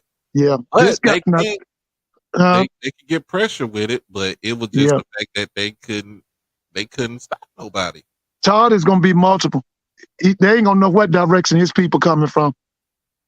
So He's gonna be multiple. So we got Joe Gerbino. Okay, and that's what position? He's a co-offensive coordinator with Dante Pimpleton. So both of them, he has the quarterbacks, and Pimpleton has the running backs. DJ McCarthy is a special teams coordinator, but he also has the tight ends. Okay. Chad Lucas has the wide receivers. I know Chad. Chad's been around for a while. Brandon Washington is the offensive line. What's his background? Where's Brandon from? He look young. I'll look it up. You said Brandon Washington? Yeah. Where did he go to school? And then we got Robert Wimberly, who's the defensive coordinator, but he also has the linebackers. And I got to know where he's from. You got to tell me where he's from. David Stuckman, pass game coordinator. He has the safeties. Demetrius Coley from Florida Memorial University. Oh yeah, that's in Miami. He was a 2012 NFL draft pick of the Philadelphia Eagles. He played professionally for 7 years before electing to coach full time. Ooh. And now you saying Florida Memorial is his alma mater? Where did he go to school? Oh no, he recently was coaching at Florida Memorial. Oh, at Florida Memorial. Okay. Where did he say he played? Where did he play? He played at University of Miami. Oh, he was on he was on Miami Northwestern. Oh yeah, so he should know something. Yeah, that's ice. That was Tim Harris, them right? Who used to have University of Miami? I mean, Northwestern. Wasn't that Tim Harris? They called him Ice. Wasn't he the head coach down there?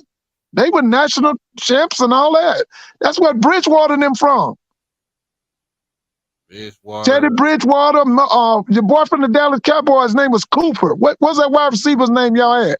Amari Cooper. Amari Cooper from that school. Says he played professionally with the Eagles, the St. Louis Rams, and then he was also at the CFL League with Hamilton Tigers. And Hamilton Tiger Cats. Yeah.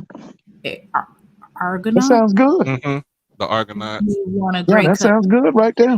Now, Mr. Mona, read about the defense coordinator. All right, let me see. Let me go back to the picture.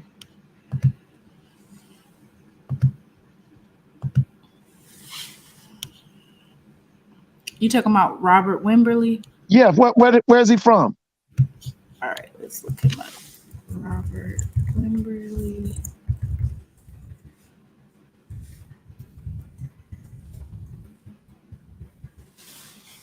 Oh, he said Tim Harris was the head coach over at Booker T. Washington, Miami. Oh, he was at Booker T. Okay, yeah, that's right. Yeah, Tim Harris. They won the national championship one year. They came up here and beat everybody in sight up in Atlanta one year. And Jordan said that Miami Northwestern just hired a new coach today. Wow. Oh, who did he give the name? Mm-hmm. It's some good. Let me tell you something. That inner city football in Miami is real good. Oh, yeah. That Miami, Norland, and one was called Carroll City. Man, there's some good programs. Central. Central. Man, there's one slipping my mind. So, Coach Robert Wimberly, he was formerly coaching at NIU. Okay. Northern Illinois University. Yeah. Mm-hmm. It says that the NIU head coach Thomas Hammock. Now you know that is that the same as Hammock? Taquan, that's his brother. Right. Yeah, right. That's at Jackson State, right? Mm-hmm. State. Yeah. NIU is a good program now. It is. That's a good program. That's a mid-major. He also coached at Liberty. Oh, yeah. Now, that Liberty staff was good. So he was at Liberty last year? No, it wasn't last year. It was in 2014. It says two of his Liberty players went on to NFL careers, including 2014 fourth round selection Walt Aikens. Uh-huh. Wimberly was named the 2014 American Football Coaches Association Assistant Coach of the Year for the Ooh, FCS. okay. It says that Liberty won 4 Big South Conference titles. Right. That's right. I remember when they was in the Big South. Yeah. Interesting enough, he earned his bachelor's degree from Alabama A&M. Woo. Hmm. Now he didn't play at Alabama A&M. Yeah, he did. It says that he played collegiately at Alabama A&M University in Huntsville, Alabama. And what's his last name again? Wimberly. Wimberly. Yep. Wimberly. I'm trying to figure out, did he probably play for that tight end? That was a tight end from the Redskins, was head coach up at Alabama A&M. Played You with gonna Doug like- Williams. Huh? You're gonna like this one, Mr. Ford. Who you got? Nick Collins is. Oh, the you know I cornerbacks know who coach. Nick Collins is. Listen, is Nick in the Hall of Fame yet? Nah, he ain't in the Hall of Fame. He's supposed to be in there. Nick been out the league how many years? Nick was a big time guy He been out of the league for a while. because he was Green Bay Packers, wasn't he? Yep, Yeah. Yeah, Nick should have. What, he got 1 or 2 Super Bowl rings? one. He got one. One. He got one. Yeah, But because Nick was tough, man. Yeah, he got the one that was here in Dallas. Yeah, Nick played for the guy that was the flamboyant dressing coach. Remember the one? They called him Shine. Yep. He used to always talk trash to FAMU. They called him Shine. What was Shine? Shine Wyatt. Yep. Alvin Wyatt. That was his name. Alvin Wyatt. Called him Shine. Yep. So, And yeah, that's who that's a big adjustment also. Let me go to the other page so you can see the support staff, so Right. you can see who's the equipment manager over there at Bethune-Cookman. Alvin Wyatt Jr. Yeah, that must be Shine's son. That's his son, and he making Yeah. sure that y'all got all the helmets and Oh, all yeah. the padding that you need. I know that's Nobody right. can go without. That's right. And guess what? He also has some analysts on there. See, Coach Woody not playing no games. He sure ain't. He ain't playing no Caesar- games.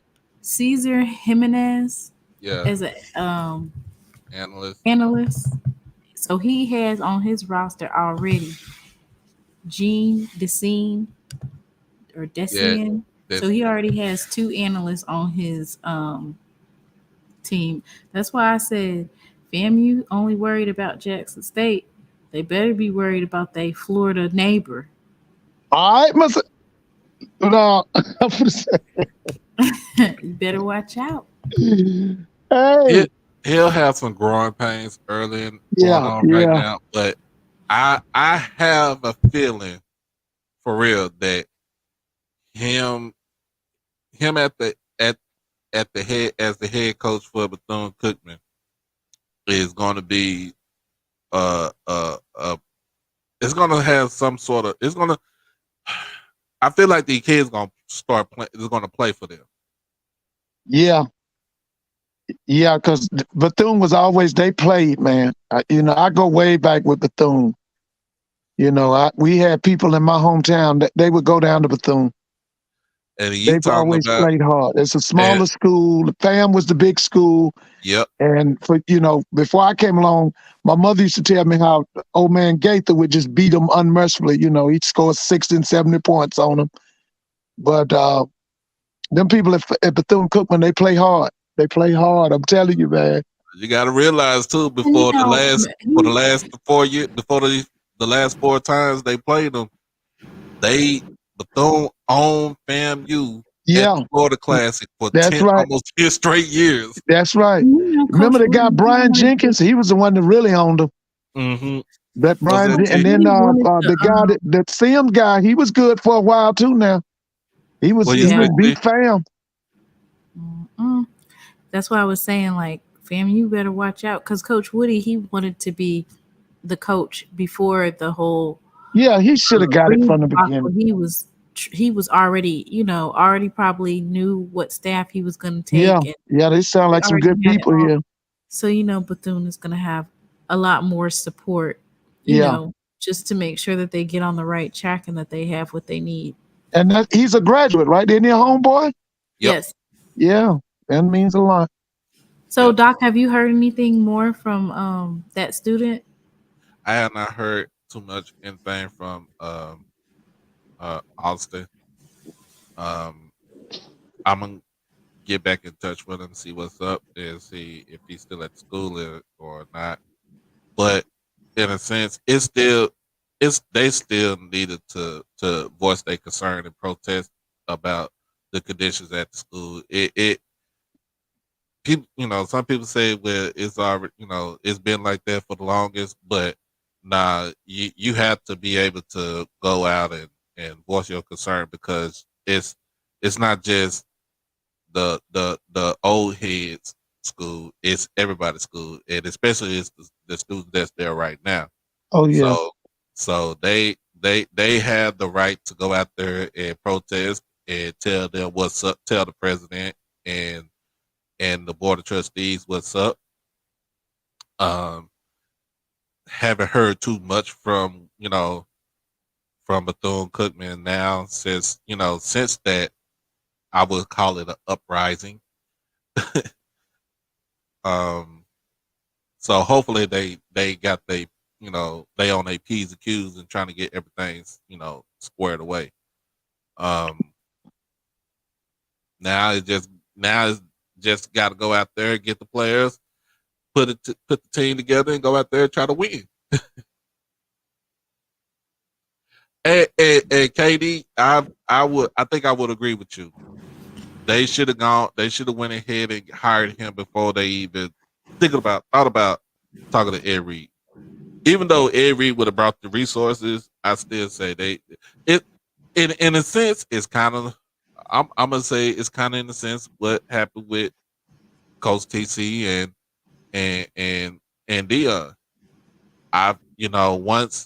Once Ashley Robinson, when he pulled the trigger to let go of John Hendricks from coaching the team, his next move should have been go after TC.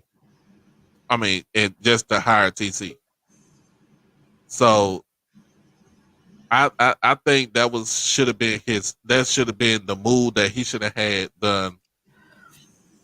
I mean, I don't think that there was anything wrong with hiring our previous coach. There's just some things that we should have done, which he did himself, which was number one, have him sign a NDA before while he was here and at exiting, and as well as making all of the staff that's going with him doing the same. So it's like it was a one-way street on that sense. So moving forward, if you're going to get that type of thing going, NDA non-compete, need to have a non-compete for as much as people are poaching. I don't understand why a school with millions of dollars of resources and would try to still compete with an FCS school. It doesn't really make sense. They don't have any recruits. We was talking about that today. The best thing Colorado could have did, and I don't want to talk about Colorado, but the best thing they could have did was join the Big 12, because if they had joined the Big 12, that would have opened up Texas to them. See, Colorado, they can't recruit. They can't get them kids out of California. Colorado don't have no, it's kind of like Kentucky. They don't have no whole lot of football players. That's why he poaching Jackson State's players. But why Jackson State, though? Because you were loaded with ball players.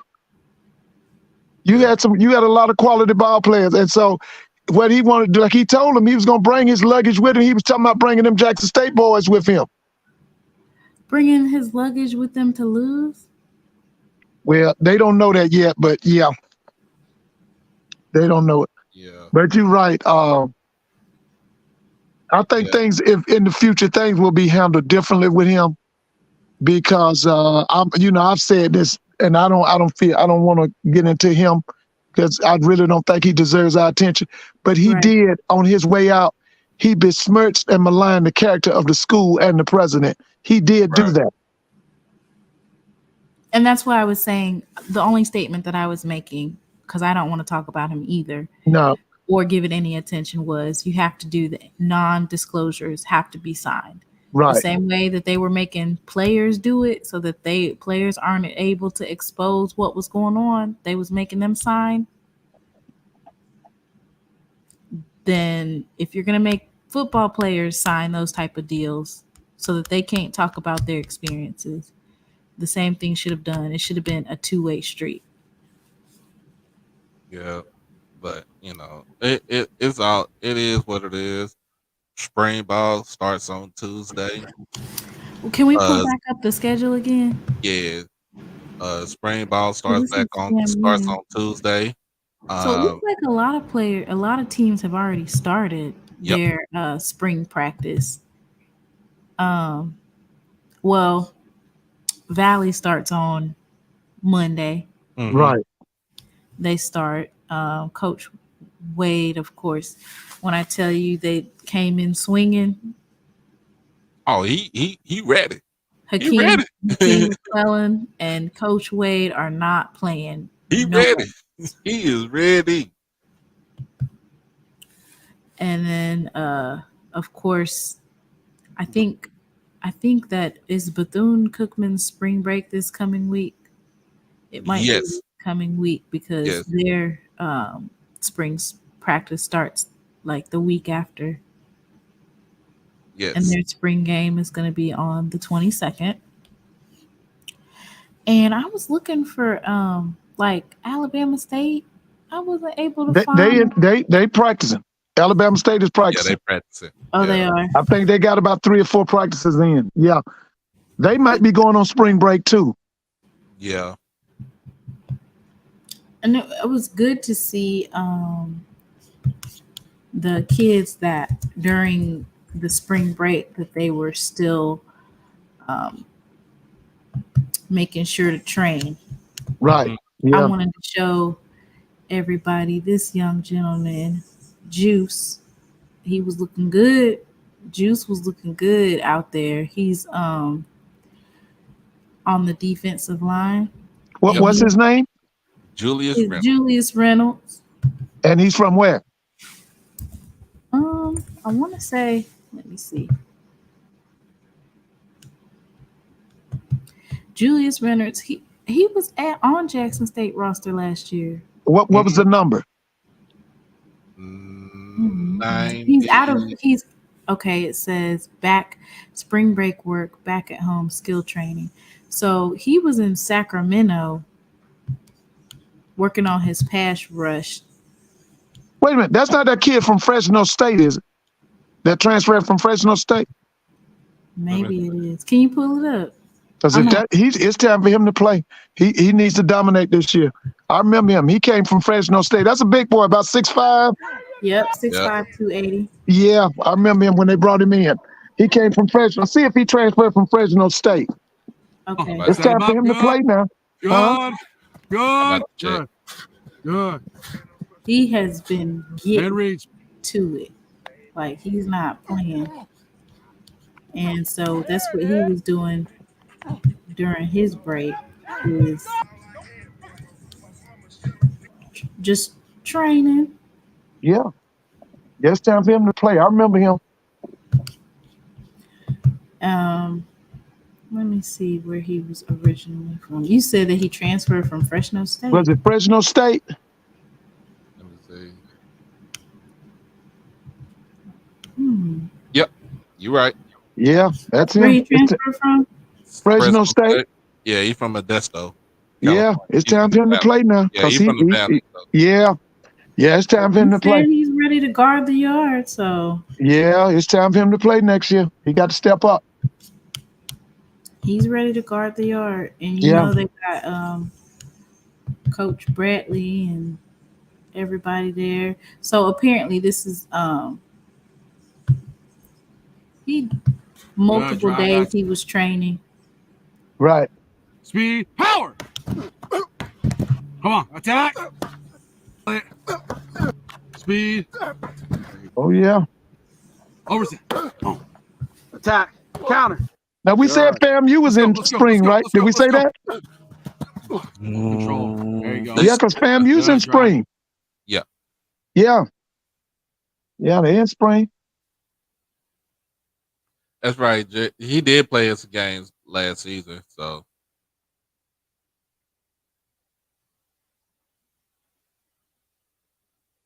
Yeah. Mm-hmm. and that is true. The other coach is gonna be mentioned from time to time because he was the head coach. So, but we ain't worried about that. We worried about what we gonna do for the fall. Oh yeah. So everybody pack out the vet on April the 15th. Listen, now, Doc, remember the kids y'all was talking about? One of them was a super basketball player, but he was a wide receiver. Now, them kids at Jackson now, they still in high school. One was named Spencer or something. Yeah, Isaiah Spencer. Isaiah Spencer and Isaiah Kendall, they're seniors. Yes. Okay, so they not at Jackson now, right? No, they're not here yet. No, okay, yeah, okay. Can you pull up FAMU? Yeah, they done had a few practices down at FAMU. Video, the Twitter video. Okay. There we go. I'm gonna have to make sure it's muted.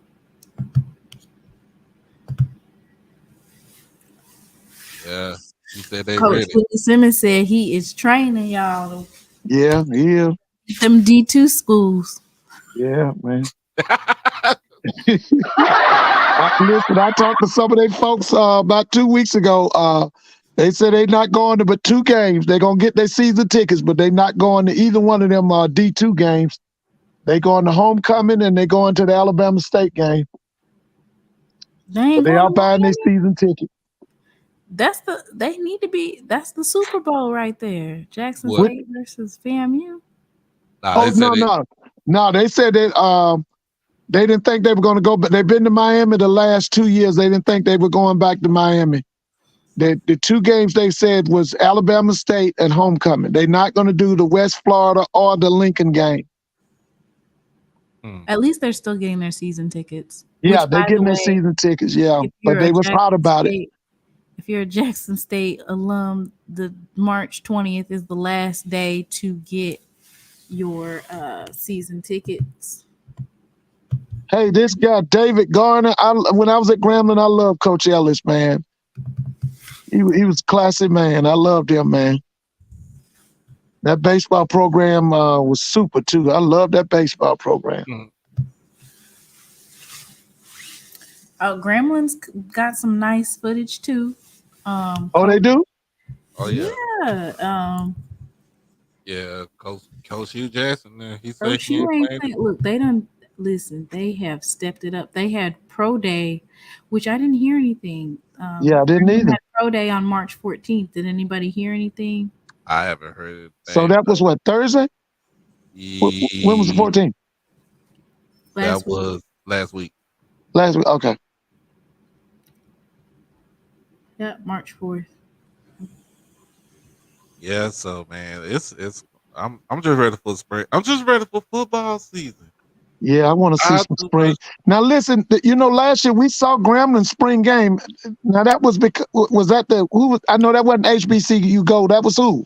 That was HBCU League Pass. And yeah, because I watched it. I watched it on my computer. Hardy Pelt and HBCU League Pass Plus. Yep. Right, I watched it. Part of the NIL and their partnership with Grambling. Mm-hmm. You remember Ryan Clark and them was on before the game? They was in Channing Crowder. That was nice. That was nice. Yeah. I think they should do it again, just because. Like, will they do it again? I think they should do it again because of that, and they didn't do it because I think they went down there because of Hugh Jackson, not because of the Deion affair. I think it was more of Hugh Jackson getting the job at Grambling, with him being an ex-NFL coach and them being ex-NFL players. Yeah. And then I think when they was there too, it was to more prove a point to Channing Crowder because of some fact that he said, when he was formerly on I Am Athlete, which we cannot find that video because they scrubbed that video that other facilities and and everything like that. But to me, like I said, Chad Johnson, Ocho said it the best way he could say it possible. If you could play on between that 100 yards, them lines on 100 yards of field, it don't matter where you at, they gonna come and find you. Oh If yeah, you a dog, they without a doubt.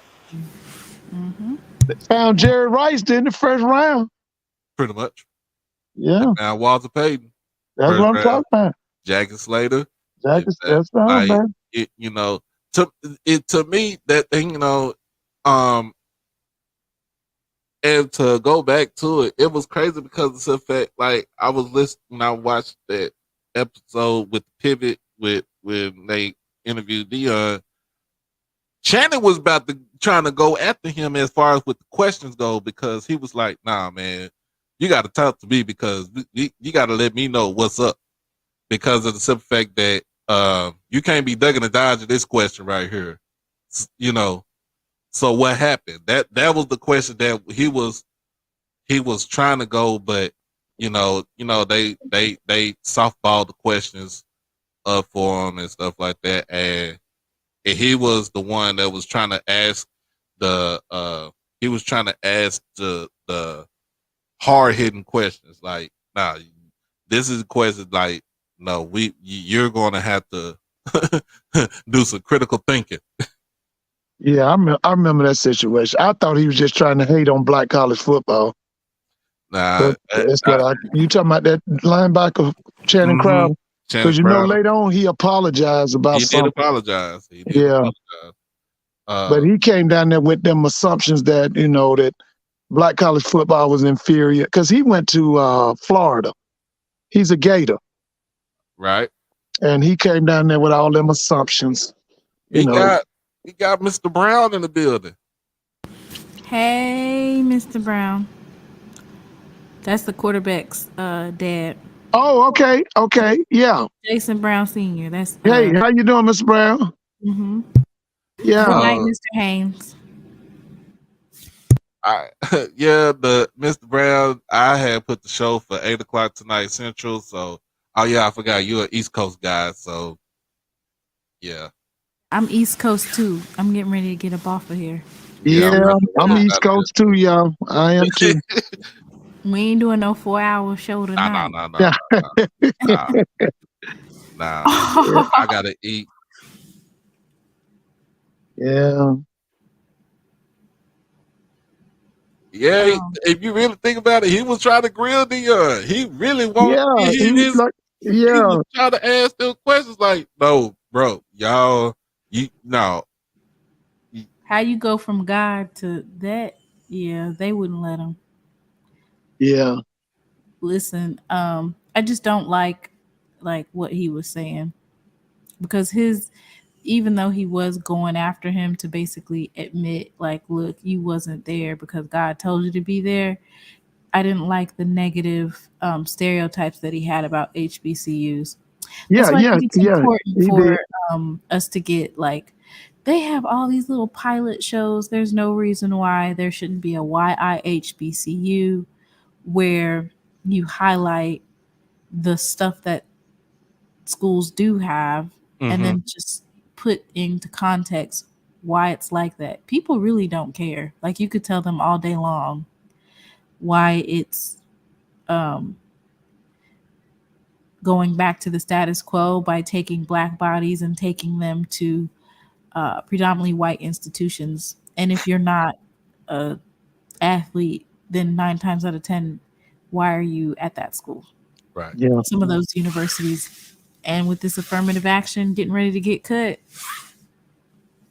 it's really about to be less than 2%, and they're all going to be athletes. There you go. The money makers. And that's your only way that you get to be a part of their space. Be relevant. Yeah. They got a situation in North Carolina. North Carolina is saying they don't want diversity. That's Chapel Hill. Yeah. Yeah, I was gonna ask. I was gonna ask about the run the jackass over in Florida. Oh yeah, baby. He got too much stuff going on. He's yeah. That's a show for another day, y'all. Yeah. But I'm glad that we got on tonight as always. Is um if they gonna stream the game, the spring game, we should Right. have it on the show. Mhm. We Okay. should do what? The spring game, like different spring games. I would see if we can find them.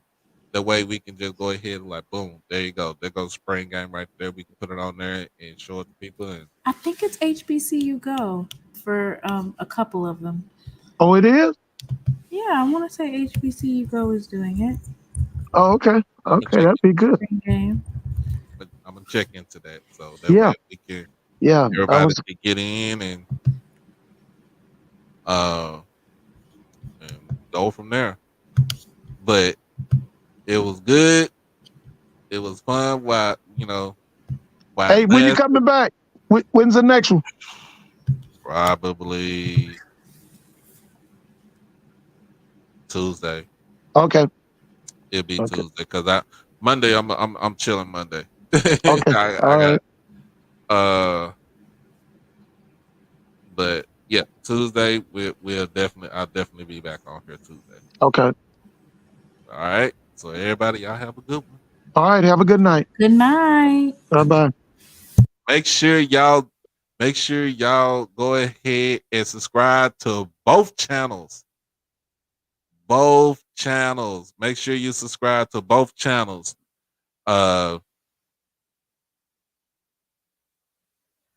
Subscribe to both channels. Make sure that you like the stream on both channels. Share, comment, and subscribe to both channels. For my channel, make sure you become an Overdrive fan. Pay your $4.99 and get everything ahead of time of when I'm going live and stuff. We'll probably do some membership, you know what I'm saying, some membership perks, some membership prizes. Go from there. And also got to pay the bills with the channel. So everything that y'all do as far as super chats and super stickers and super thanks, which we haven't done in a minute, it gets reinvested back into the channel. We're gonna try to do we're gonna try to do a show on Tuesday where we just utilize the super chat, asking questions.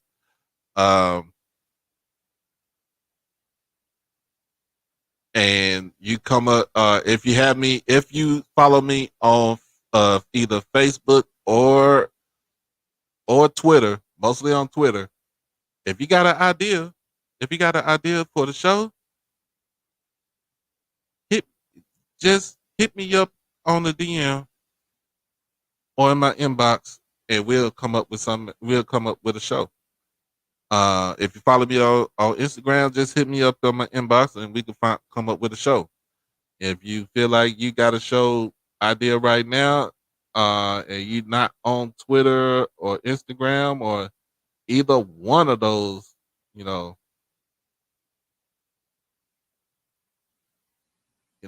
one of the social media platforms, I say email me. Email hbcuoverdrive@gmail.com. And like I said, become an Overdrive fan for the low price of $4.99.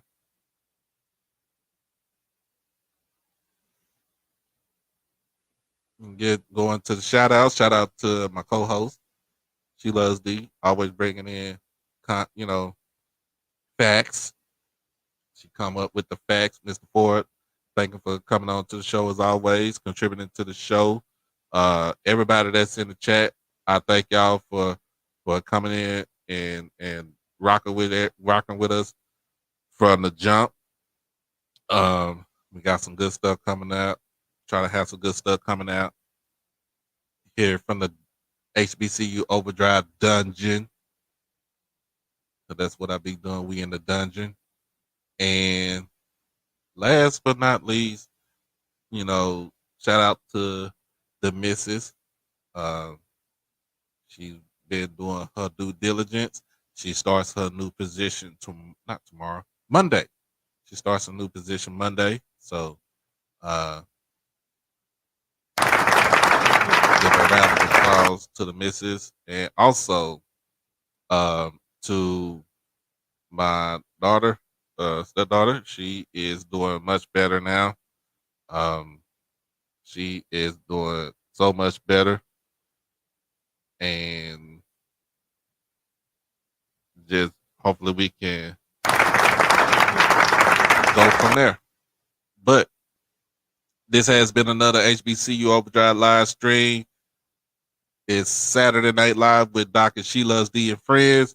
If you haven't done it by now, make sure that you like, comment, share, most of all, subscribe, hit that notification bell to get everything HBCU Overdrive or SheLovesThee. And also make sure that you become an Overdrive fan to get everything from ahead of time.